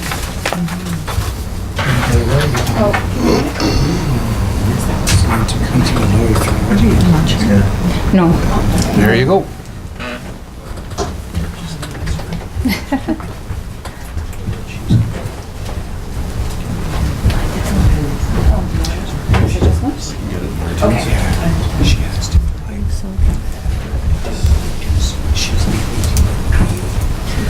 So this week, we're launching the Dawson Creek Waste app. We actually, it was up and running last week, and a number of staff have downloaded it to their phones and tested it out. This is a really cool app. It is called the Dawson Creek Waste app, and it was designed by a company called Recollect. They've also designed the app for Vancouver and Surrey and Port Moody and a number of other municipalities. And it is really awesome because it is more than just waste. So that little icon there is what it would look like on your iPhone. That's our logo for it. These are just, this isn't a live demo. These are screenshots from my phone, so don't say press on this and show me what it looks like, because these are just screenshots. So when you download the app, which is free, the first thing it will ask you is for your address. I live out of town, so I typed in 123 102 Avenue. And it gave me a map and said, did you mean, and gave me a variety of addresses to choose from. And so I randomly selected one so that I could download the app. And once I've got my address in, it immediately tells me when my garbage day is. This can be improved later if council ever chooses to add recycling and composting. We can add that as well, because that's not necessarily always on the same day, so people can get reminders of what kind of pickup it's going to be. And if you see in the top left corner, there's those little lines, that's your menu. So once you've entered your address, you get to find out when your garbage day is, and then you can go to your menu, and that will slide to the side. And you can choose, at the bottom there is your notifications, so you can tell the app to let you know the day before garbage day or the day of garbage day, and you get to choose when you want the notification. If you don't like any of those choices, you can still go to our website, and I think you're all familiar with the widget that we have on the website. This comes from the widget. So if you go to the website and you go to your garbage collection schedule, you can choose to get a phone call or a text message or a Twitter alert or an email as to when your garbage day pickup is. This is just for the app. So this one, you'll get your notification through the app either the day of or the day before. You can also, from this screen, you can add a new address. So if you want to know when everybody's collection schedule is and get alerts, you can add all the addresses you want. You can also, the what goes where, that's our recycle widget. That's linked again to the widget that's on our website. So you can type in an item and it will tell you where you can take it locally to dispose of it. And then there's the report a problem, which I'll get to in a second. That will give you a number of problems that you can report. So if I went to the what goes where, I then go to this screen and I can type in whatever it is I'm trying to get rid of. And you can type, if you type in something that's not there, it'll give you some suggestions. So if you typed in can, it will say paint can, tin can, so what kind of can? And you choose the right one, and then it will tell you where to take it. So in this case, I did tin can. It tells me the different places that I can take my tin can, and at the bottom, if there's anything special that I need to do to my tin can before I take it there, it will tell me. So there's a number of, we've got things in there like fireworks. Like, it's not just your glass and your tin cans. There's a lot of items in there. And if you type in something that's not there, you can request that the widget add it. So then I will get an alert that somebody has asked us to add an item to it. Somebody asked if we could add the fans that go over your stove. Somebody wanted to know what to do with it. So I'll add that. Probably the same place you take your microwave, and that one is in there. So if it's not there, you can tell us and we'll add it. So that's kind of cool. And then each of the drop downs that tells you where to take it, it will give you further information on what their address is and what you can do with it from there. So if you chose from your menu the report a problem, this is my favorite thing. You can report 3 different problems. You can say that there's a problem, my garbage got missed, and you can click on that one. Or you can, if there's a problem with the app, you can choose that one.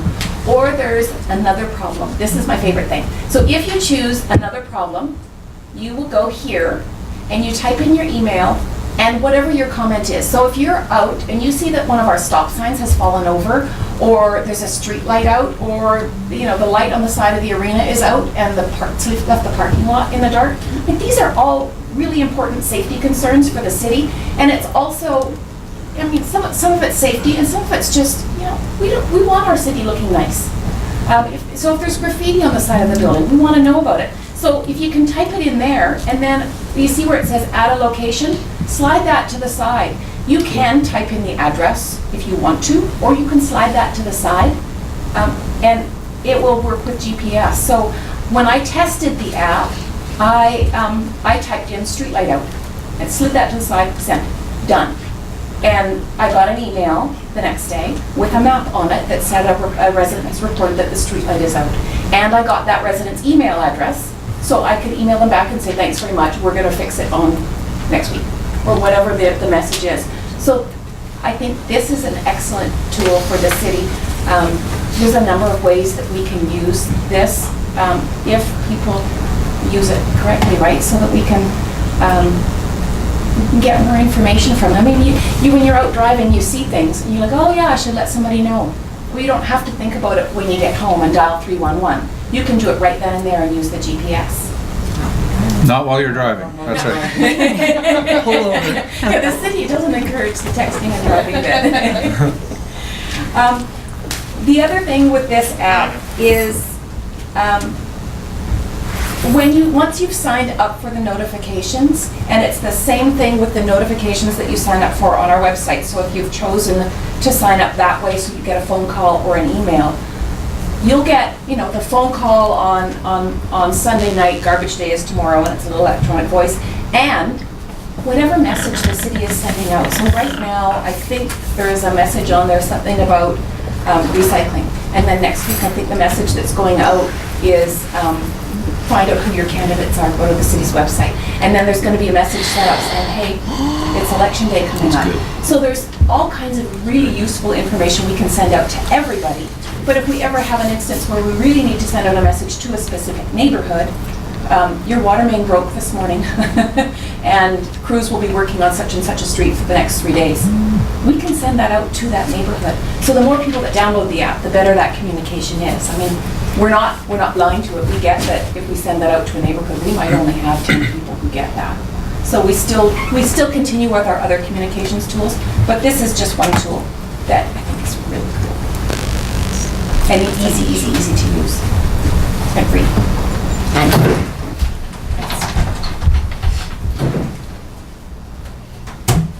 it's awesome. Thank you, Duncan. Councillor Malkinson. Thank you. It's all good. Sorry.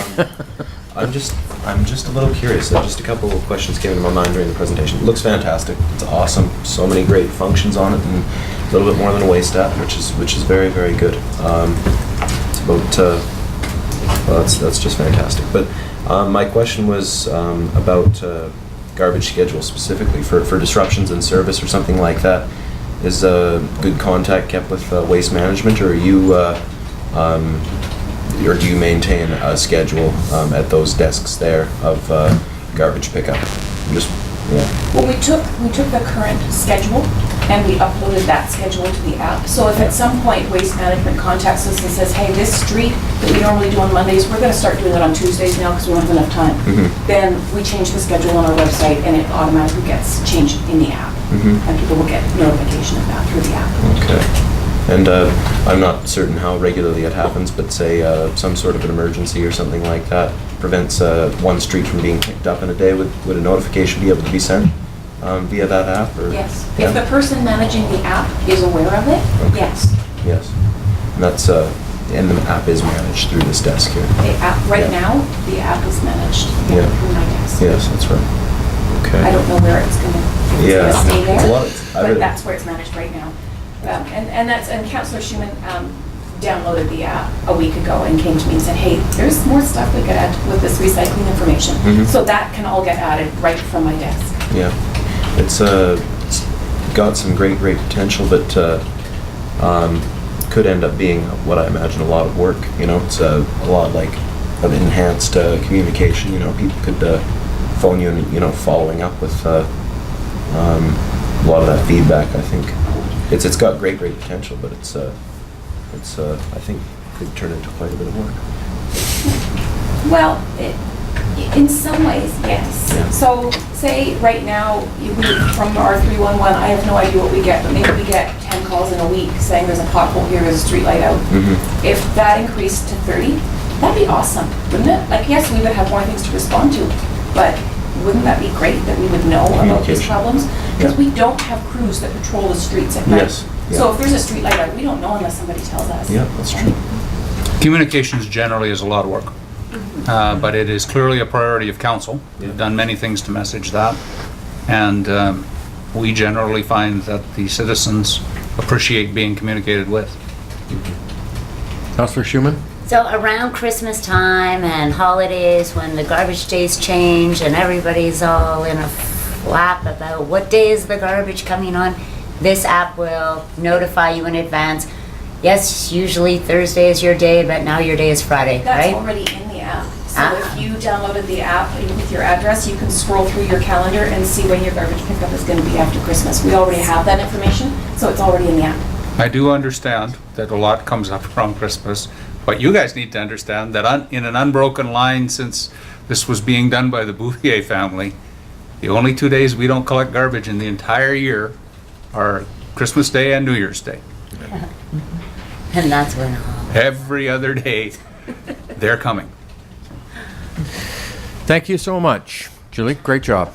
Thank you, Julie. Brenda, do you have anything further? No, that's all I have unless there's any questions.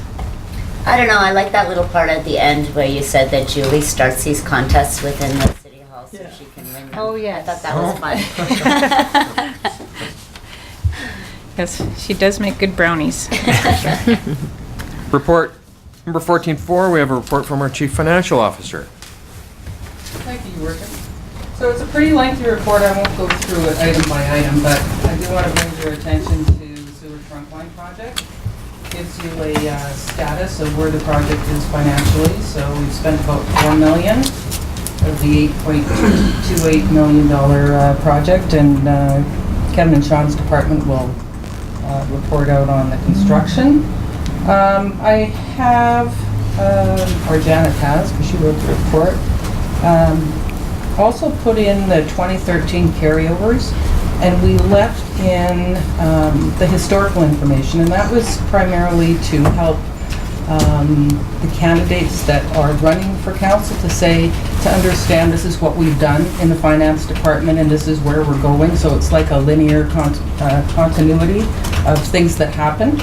So that's all in there. And lo and behold, we're starting a new budget cycle. And here we are again. So basically it's hopefully by the next meeting we will have the budget assumptions report that will come to council for discussion, and our interim audit is scheduled for the end of October, and pretty much that's it. We do have all the quarterly reporting that we've done that we're going to do, and we're pretty much on track. The only report that we did get put through by the target date was the statement of financial condition, but we'll work on that because it's pretty important, and we can do it through the budget process. So, and like all the other departments, we are experiencing vacancies.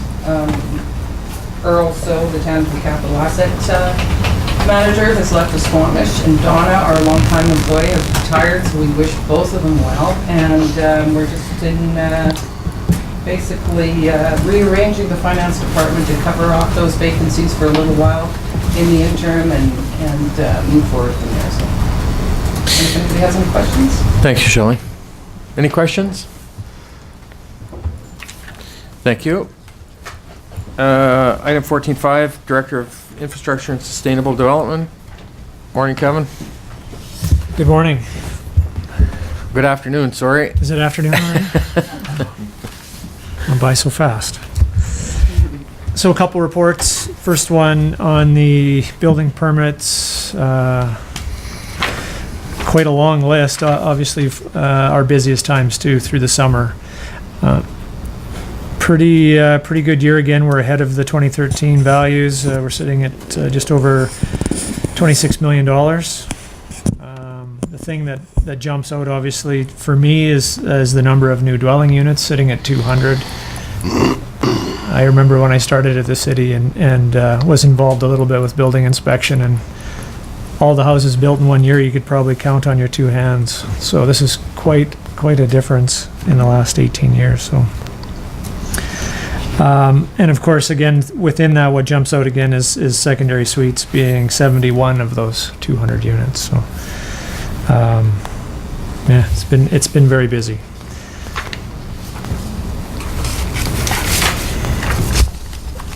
Couple things just to report out on the tender results is we have some fleet GPS equipment that we'll be installing shortly, and we're looking to install that on our snow clearing fleet. So we'll have it on our graders, loaders, sand trucks, a few other miscellaneous pieces of equipment. So we're just starting with some major equipment first and see how that all works out, and then we might move into more equipment down the road. So, and the other was the environmental assessment on the property the city owns down at 208 115th. That was awarded to AMAC, and they've completed the phase 1 study, and they'll be moving into the phase 2 here shortly. So is there any questions specifically on that report before I moved into the next one? Kevin, I just want to raise the one I posed through, and it was in relation to that, because I didn't have an understanding as I looked at it in terms of how the permit that is applied for building permit, and how that value of that property. Because when I looked at it, obviously the first thing that jumps is the 24 million, as you indicate, to 26 this year. And then I started going through the report and seeing the value of the homes, and so you take a look at that value plus then you include the property value and you try to get to it, but it still wasn't lining up for me in terms of how does that. So your explanation in terms of we take it based on an assessed value of $150 per square foot for construction costs and use that for the building permit value and all of that. So that kind of made sense for me, but. It was just a good piece of information to understand. We certainly do value our permits considerably less than what the going rate for construction is out there. Like you say, we're hearing from contractors it's probably closer to 250 a square foot for homes, maybe more, maybe less, depending on finishing and all that. And we've got some breakdown of whether we charge the main floor at $150 a square. We charge second floors at $50 some a square. Basements are less. you know, there's a bunch of things that go into it. And you had asked a question specifically around the difference between a basement and a crawl space.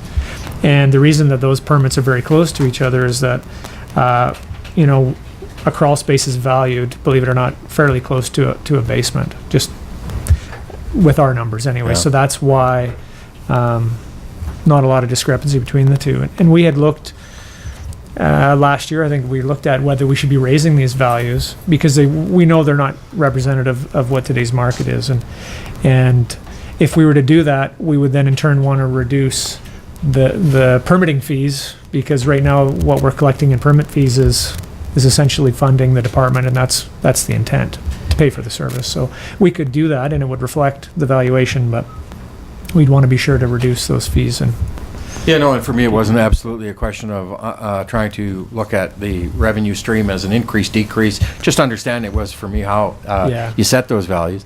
And certainly when you explained it to me, it made sense. And I'm going to go back and talk to my contractor after we just built a new house and say it wasn't 150 and... yeah, what? Good luck with that. Good luck with that, sir. Thank you. So moving on to the engineering public works side of things, couple strat priorities. Obviously, the sewer trunk line. The contractor Timbro is getting very close to completing, you know, the majority of the work. There's going to be lots of cleanup, some final tie-ins, landscaping, those types of issues. But at the time of the report written, we were about 85% complete. Should have, you know, commissioning near the end of October with final completion into December. So it's going. That's good. We're moving along, and as Shelley pointed out, budget-wise, we're on track. So that's good. Thank you. The other priority was Surewater public consultation. That's rolled out. Obviously, council discussed that in a previous meeting, committee of the whole, and staff's been tasked with some direction on bringing some reports back on some options there. A couple other departmental strategies. Sewer development cost charges, I'm still working on that, and we're hopefully going to be bringing something before year's end to try and do a little bit of public consultation around that, and with an eye to sometime in the new year, hopefully bring forward a bylaw for consideration anyways for council. Loran Reservoir. The reservoir itself is complete. The booster station is near complete, just finishing up some final items with communication. The water line that was up there is complete. The drainage down at the airport and the fairgrounds is near complete. We have some culvert work that we still need to do there. And some communication SCADA work at the water treatment plant that's underway. I won't get into all the other fine details from Public Works because there's multiple pages of it. Maybe I'll just call your attention to both reports contain a summary of tenders that were awarded within the staff discretion. One of the things the Auditor General for Local Government said is even where you have delegated a certain amount of tender value that can be awarded without having to come to council, you should still be getting the reports of it. So both reports show you the ones that were awarded within the staff discretion and the unsuccessful tenders. And the good news is sometimes we're getting as many as 6 tenders on some of these things. There's still ones you'll see that we're only getting 1 quote because that's the only person willing to do the work. But it does appear that we're getting more response than we were on our tenders. It was great information. And a couple things that we'll highlight is the Kiskadna River is, in quite good shape right now. I thought it was important that we highlight that. Even after a very dry year, we've had some moisture more recently into the fall, and the river's just about every day actually going up a little bit. So we're seeing it up over top of the weir. Flows are good, so that's good news. In turn, of course, fall we typically see usage go down. So those two things combined create a good scenario for us. And lastly, John Kalinschuk, our manager out at the water treatment plant, was recognized by the Environmental Operators Certificate Program, so as the Operator of the Year. So that was great. We're hoping to get some formal stuff from them, then maybe we can do a presentation down the road, but I just wanted to highlight that. Very good for him. Thanks, Kevin. Yeah. Any questions? Councillor Parslow. Yeah, thanks, Kevin. First of all, the water treatment plant. It just needed refreshment, as I like Dale. I've been away a little bit. Have we received approval from the Ministry of Environment for the use of that water for irrigation purposes? From the water reclamation plant? Yeah. Yes, we've got the permit amendment. We just actually received that final permit, I believe, when council was at UBCM. Okay. So we do have that. How would you answer this question? I'm reading from my email. I received it from somebody. How effective has the treatment plant been for the supply of water to Shell? My knowledge base is Shell's got all the water it wants. There's never been a time that we haven't been able to meet the needs of Shell. That's correct. Right. Okay. And actually, I'll just take a look and see if we've got some specifics for Shell. I mean, we've always been able to meet their demands. They've never been up. They're permitted to take upwards of 3,400 cubic meters per day. We've never seen them get close to that. I think the most has been around 2,000, and that's been on a very short-term basis. And again, it's very sporadic. They'll go 2-3 weeks where they're taking 1,500 cubes a day, and then they'll go 2-3 weeks or more where they'll take nothing. Right. So. And the last question, again from a person in the community, about the sewage trunk line. Yes. The original $8 million, whatever it was, reverse petition referendum that was approved, was at that figure because we received an estimate of the work value from engineering, and then subsequently a second, when we were about to tender, we got a more detailed engineering study that put it down to $5 million.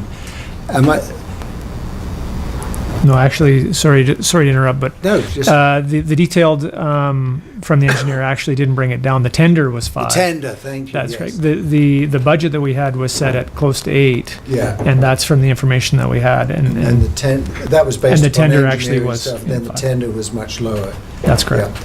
So is it fair to say that the rest of that sewage work, which I think we were told through the master sewage plan was in the $20 million, that's scheduled for subsequent years, right? Yeah, so this particular trunk line is one project out of a number identified. It was identified as the critical piece, so that'll be done first. The budget was around 8. Tender came in at 5. Beyond that, we still had some engineering costs, geotech costs, things like that. So we'll be well within the budget, we believe, obviously. Right. And then my understanding, obviously, is we'll only borrow what is required for that particular project. So even though the budget was 8, whatever the borrowing required to cover that is. And we've got another, $14-15 million worth of sewage work to do. Probably, yeah. Thank you. Thanks, Kevin. Any further questions? Now that we have on the reclaimed facility, and now that we have the ability to use that water for irrigation or street flushing or sanitary flush, is there an opportunity for us to maybe start to think about building and trying to leverage that capacity and that water that gives us now as a community to use for other sources? And I guess I'm thinking about, is there an opportunity for us to now to start thinking about, can we bring that from that facility into other areas of the city for us to use for irrigation, for those other purposes? And I get the aspect, right, of how difficult it would be to start to put that into your existing water systems and all that, but I'm just thinking, right, if we got that place sitting some days where we're not taking any water out of it and it's flowing, should we try to maybe leverage it? And it was just a question that, for the planning of the future, is there some opportunities there that we should be starting to think about? For sure. instead of letting it go down the creek? Well, yeah, so Storing it if somewhere, they're not or- using it, if industry aren't using it, and now we can use it for other purposes, should we be leveraging that to bring it into areas within the city, residential areas, or stuff? Now we can start to say to a homeowner, as an example, you want to build a new home, we'll provide you with reclaimed water for your irrigation. If you want to put an irrigation system into your home, for your property to use reclaimed, you pay us to pay $2,000 or $3,000 to put that infrastructure in, and it'll come on twice a week or something. So you're not using now our regular facility. I'm just thinking about leverage the opportunity of using that for other purposes other than, because some days we're not selling any of it. Would that be a whole new system, though? We'd have to Yeah, run new absolutely. lines Yeah. and So to everything. me, that's the thing, right? In terms of how you see, when you see the opportunity, should we be thinking about it? And I don't know what the answer is. I could see someone pulling up with some kind of tank or something, and we could sell it so that they could water their whatever.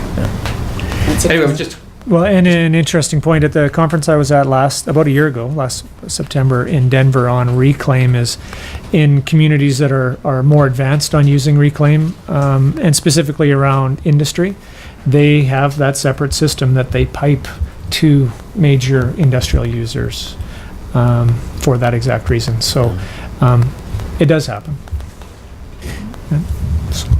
Councillor Parsons? So included in the release, we're now released from constraint for using water for irrigation. Does that include street cleaning as well? Street cleaning? Yes, for the reclaim. Yeah. Yes.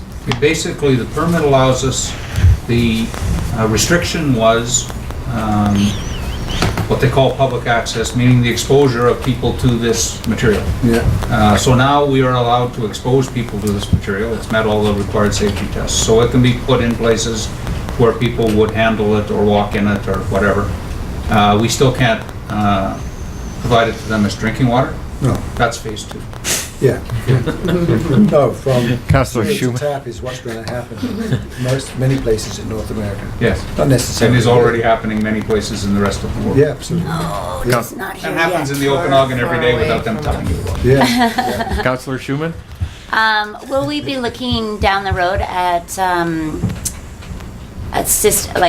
our reclaim is quite close to our soccer parks Yes. and our ball diamonds. Are we gonna look to adjust those flows there for irrigation to the reclaim via the? So the only uses we've looked at to bring on stream next year are truck applications. For instance, watering the hanging baskets. Yeah. We haven't looked at additional infrastructure investments, and I will once again strongly advocate that you go through the fiscal gap process and see whether you have enough money to maintain the pipes you have now before adding any new ones. That would be my advice. Thank you. And consistent. Thanks, Kevin. Anything further? Appreciate it. Kevin? Report from our Director of Community Services. Good morning, Barry. Morning. Welcome. Last. Make you feel, Barry. Always good to be last. Okay. Always good. Last but not least. Important things to remember. Certainly not an unusual circumstance in his history, so. No. I'd like to remind Jim, I think his son played on a championship team, but we'll move along with that. First time in his life. So just looking at strategical direction, I guess that thunder that you stole is we're quite excited the fact that the reclaim expansion will allow us to start to now explore the hanging baskets and looking within our park system how to use that to our advantage, which is quite exciting. Through our strat planning, it looks like we're pretty much wrapping up our departmental strategies for the year. Before year end, we will bring to council the construction drawings and have some discussion about cemetery, which I think is critical as we move forward as a community. Crescent View Park, for those up in that area, Kevin's crew did a great job. To Devon managing that to get those pavements in, and because it's a critical area in that neighborhood of some congested streets, and I've heard nothing but positive feedback from the parents that it's a great place to see, and regularly now we're seeing kids over there rollerblading and playing in the park, and there's still a lot of improvement to go. So the basis is there, and it's quite unique. So if you have a chance to get up and have a look, please take the time to do that. Ice usage has been, the ice allocation policy was completed, as we said, but there's some ongoing work that is critical as we collect data into, which we think is very important under the fiscal gap review of arena management. But there'll be some statistics in here that are quite encouraging, and I've heard a number of sports that are, I think for the first time we're starting to see some growth in our younger numbers in our schools, and starting to see some of that in our rebound in sport recreation as well. The customer service review is an ongoing, and I think, wanting to again thank Council for allowing us to work with this. As I said, we're working very closely with a local consultant, and we did a leadership strategy that I think is critical. And we did our first intake, and we're going to do our second, and part of Kevin's crew will be involved with that. And by year end, I hope to have all senior leaders, leadership crews taking those, because we're driving down hopefully a bit, and it's a continual work in motion. Respect in the workplace is going to be critical. I had an opportunity this weekend to review the Hockey Canada Respect in the Workplace module that is electronic. That as you come on as a new employee, it's simple enough to take. It's about a 90-minute module, but we have to set the culture early, and we have to continue to work with that right through not only staff, but might also bring forward through Jim, is council as a whole. It's a great module to take. So Kevin, myself, and Duncan and Sean are going to review that package at 1:30 today and take it to senior management for discussion tomorrow. There are a number of things within the report actually went from 8 pages down. There are a lot of things our staff have been involved in, but over the summer I think most are aware of through those special events. But a couple around, and I think Jim had sent a photo. If you get a chance, David has started to reshape the grounds down at the exhibition. A number of trees have gone in there, and strategically I think he's done a great job with the work that Sean did around the shaping of the banks. I think within a few years, you're already starting to see the growth along the creek originally coming back. I believe if you give it a couple years, you're going to see, I believe it looks way better than it was before, and addresses a number of issues. Beautification will be addressed, and as we're very fortunate to have David on our staff, we'll see that unfold. A number of things also completed within that, but the highlight, if you look at a lot of those numbers, you see that David and the Parks crew do a great job, and we're complimented throughout the year, and I think Council were very impressed with David's work this summer. It was a great growing season, which always helps, but you don't get that by luck. That's a lot of talent there. On the downside of that, we're very happy to announce that Darcy Perrin, after many years, will be retiring here shortly. So we're in transition of the replacement, working more and more with efficiency modeling of staff with Kevin, and we'll roll that out as we go. I hope to trick Darcy in to bring him in on the last Cal meeting, tell him we have some tremendous issues he has to deal with, because he should be recognized. Eh? Beaver, it's always a good one. Yeah. And so Darcy will have that, and we're going to have fun saying goodbye to Darcy. I'll tell you, he's a very dedicated staff member who's going to be missed. Ken Bork, there's a couple notes around again, some great efficiency upgrades within the LED light installations, and some upgrades there. So if you have any questions, Peter's done a good job in working with those through. And again, we're seeing payback, and although we're investing in financial paybacks through, which I think is critical as we move forward as well. Lots of stuff in the recreation department. I can just summarize up that if you have any questions specific to those, we're not in the delivery process of running programs, but we do a spectacular job in partnerships. And those partnerships that we see, there are a number of councils that get involved with those, and I can't think that what a community would be unless you didn't have some of that, so that's all great. On a positive note, Renee Bailey is now downstairs with us, and is quickly catching up on a lot of that backlog we've had in our program, and I believe she's going to be a solid addition to our customer service side as we move forward. And just wanted to highlight a couple notes specific around news and notes in the arena. First time ever, as we age, I think we recognize that there's still people out there that like to recreate. We started a 55 and over drop-in hockey, and it has been very popular, well attended, and understand that as these individuals age at 55, 65, in Kenora, we implemented a 55, a 65, and up to 80-year-old group. And even our 75 to 80s, we had 12 individuals skating and having some fun. But the last two, I think, are critical. Kids Zone has been very creative work by Megan. We have a specific area set off in the rink as that younger families and kids can, it's basically, we're using our dividers on the back side of the rink. Young families have a great place to skate.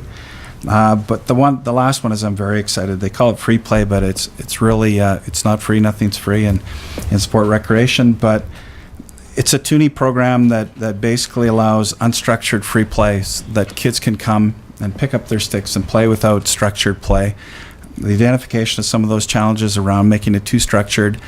These are really gearing to our kids, and Megan's doing some great partnerships, working in our schools, rounding up old skates, rounding up helmets, getting corporate sponsors to be able to provide kids those opportunities, and we've had some great success with that, and we believe that can grow. And one of the things that it really strategically is focused in is that we've had such a difficulty in building outdoor ice here. I had some discussion last week with the media on that. Our weather is so unpredictable, under risk management, the ability to even think that we should be providing that, but we have to have alternatives, and those two alternatives key are on the oval track and taking ice time that be critically reshaped or reshifted in our arenas to provide those. So those are critical. Last thing I wanted to point out is around the upcoming events. Sherry Piper's in town this week. Sherry, for those that remember, was here in 2010, was a 3-time Olympian, is excited to coming back. She stayed in one of our local homes, is already asked to be in contact with that family. Quite exciting to see that level. We're going to be full again, 90 girls, so if you want to go down to the rink this weekend and say hello, Friday night is a night where you bring her in and open it up to the families and bring your brothers down. We say it's nice to have a brother watch a daughter and your sister enjoy that experience. Sherry's excited about coming back, and I think that's critical. Sammy Joe had other commitments this year, but I think it's back again to Council's vision to allow us to get out of the box thinking. To get Olympians in has long-lasting impacts on our athletes and our families, and it's just a win-win situation. So please, if you get a chance this weekend, come on down. World Girls Hockey Day provided ice for 32, and most of those were brand new females entering into the game. And I think the legacy side, and I think Kevin had said to me this morning, and Jim, probably had been a long time since we'd probably ever iced 2 full girls hockey teams in our minor system. So Jim, no, never have, and that is a direct reflection of legacy and growth of female opportunities. And Kevin said they may have even a nice problem. We may have 2 teams that are split at the Adam Pee Wee level. So that's huge, and we hope to continue to grow that out. And the last note to that is that, as well as we never, even though we didn't get the U18s, we're never done with exploring things and lifting rocks. I think to hopefully bring to council before year end as well a new opportunity that we think is, I would say, more exciting and even more challenging, less challenging but more exciting than some of the opportunities we've seen in the past. So any questions? Thanks, Barry. Councillor Parslow? Just wondering how you came up with a good idea. You do occasionally. No, you came up with a good idea.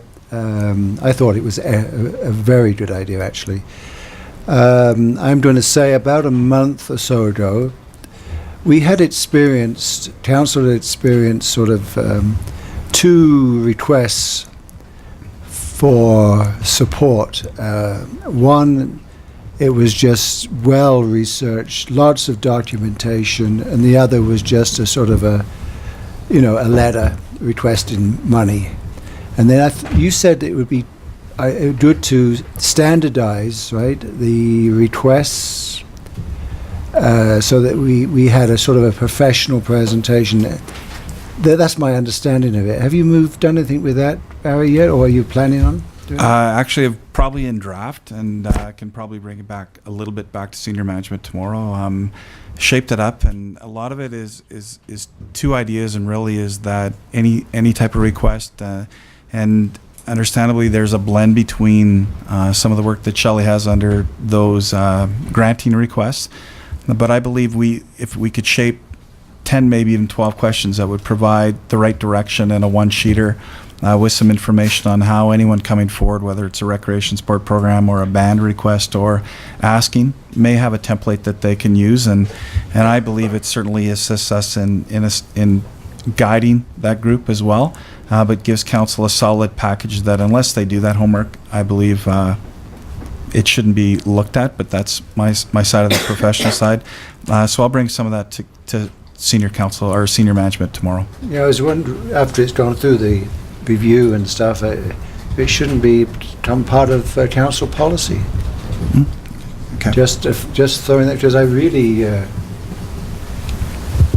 thought that your thoughts as a result of some recent experiences was something that would help not only council make decisions, but if we require it through policy, it would up the level of quality thinking and the fact that you just don't rush to the council to support. You yourselves have to help yourself. And we can maybe enter into dynamic partnerships. So, okay. Yeah. Anyway, just a thought. I thought it was a good one. Okay. Thank you. Councillor Schumann? I'm looking through the report and I'm looking for that spot where I saw there was something with Darcy's retirement. There's an amalgamation of sorts or something going on. Did you mention that also? Yes. Sorry. What you think of as the parks crew, which is grounds, basically, maintenance of parks and sports fields. That work is going to be amalgamated into Public Works. Okay. As opposed to having a separate foreman under Community Services. And that's all around efficiencies and... Yeah, and David will continue to run a group of temporary seasonal workers doing the plantings and beautification. And council never directed that or anything like that, right? That's something... Exactly. Thank you. Just wanted to clear that. Thank you. Any further questions for Barry? Thanks, Barry. Just want to say we're closing the circle on the report here. So your first cow is Sergeant West talking about how he is feeling the loss of Renee Bailey as she moves on to better things. And your last report is Barry welcoming her to his department and all the wonderful things she's doing. Jumping with glee. Way to go, Barry. Way to go. Steal from her. One for us. Yeah. You'll also note you have an increase in the number of recreational hockey players because the senior Canuck players have by and large gone to the rec hockey league. Yeah. That's upset the competitive balance in the rec hockey league. I heard they were spread out. Well, pretty the good. team that finished last year, my nephew happens to be a goalie on that team. He was facing around 80 shots a game, and they were losing every game. He had 8 in the last game, and a couple of them were from his own teammates just because they felt disadvantaged. That team's won every game so far. It's a bad thing for us to lose our senior Canucks. Anyway, thank you, Barry. Media question period. I have a question for clarification around the residential development committee and I guess the next steps. So now will staff work those proposed changes into a bylaw, bring it before, an amendment to the bylaw, bring it before council, council says yes, and then it goes to public hearing? Correct. Yes. We'll have to give 2 readings. We give it first two readings. If it's given the first 2 readings, then it goes to a public hearing. Thank you. You're welcome. Anything further? Johnny, anything? Perfect. Thank you, everyone. So we're going to recess to our closed media question. Everybody, thank you. Councillor Malkinson, seconded Councillor Schumann, Wilbur, all in favor, opposed, carried. Schumann Thank you. Wilbur, Councillor Schumann Wilbur. Now we're a